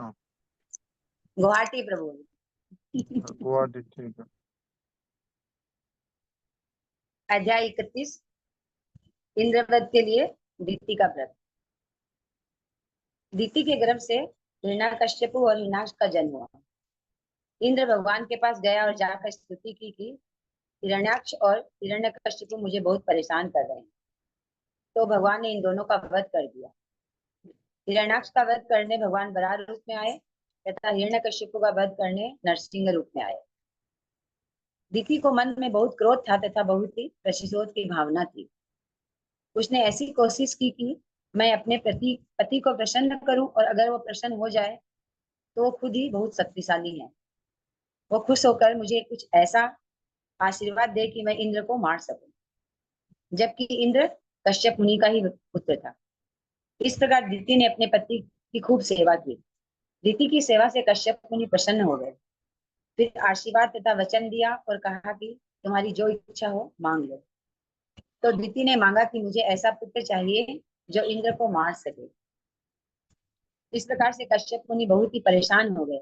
उन्होंने वचन तो दे दिया पर यह बात उनके मन में उतर नहीं रही थी। तो उन्होंने दीति को भक्ति मार्ग में एक व्रत करने को बताया।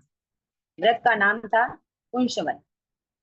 इस व्रत का पालन बहुत ही विधि विधान से करना था।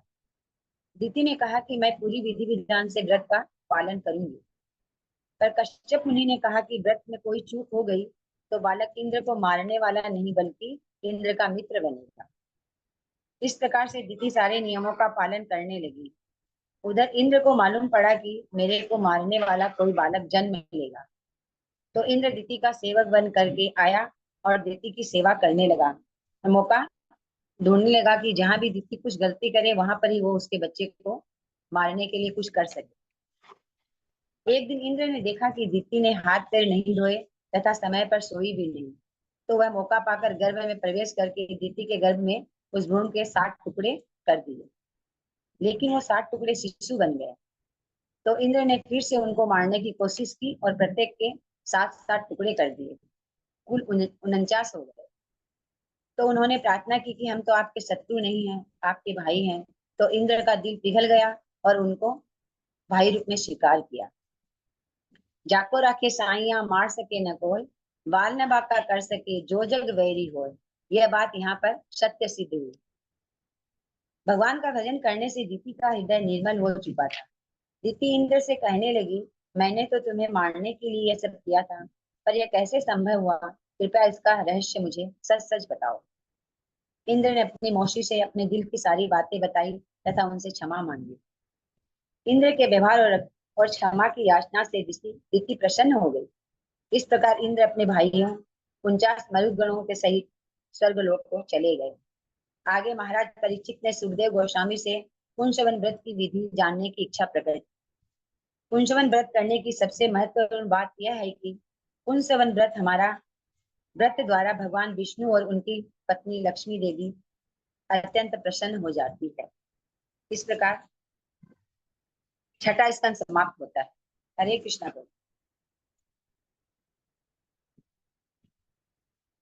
वाह, जाको राखे साइया मार सके ना कोई। हरि हरि बोल। वाह, हरि बोल। अंतिम ताली, छठा स्कंद पूरा। हरि हरि हरि हरि बोल। ठीक है, अभी महामंत्र जब शुरू कर लेते हैं, कल से 7वां स्कंद शुरू करेंगे और आप सभी के वीडियो यूट्यूब पर आपको मिलेंगे। आपसे निवेदन है अपना सुंदर सा चेहरा भी देख लेना और अपनी सुंदर सी वाणी भी सुन लेना कि आपने क्या क्या कैसे कैसे बोला है। ठीक है, हरे कृष्णा। माला कौन कराएंगे? माला करके जाइए सभी लोग। अंशुमान जी, बहुत समय हो गया।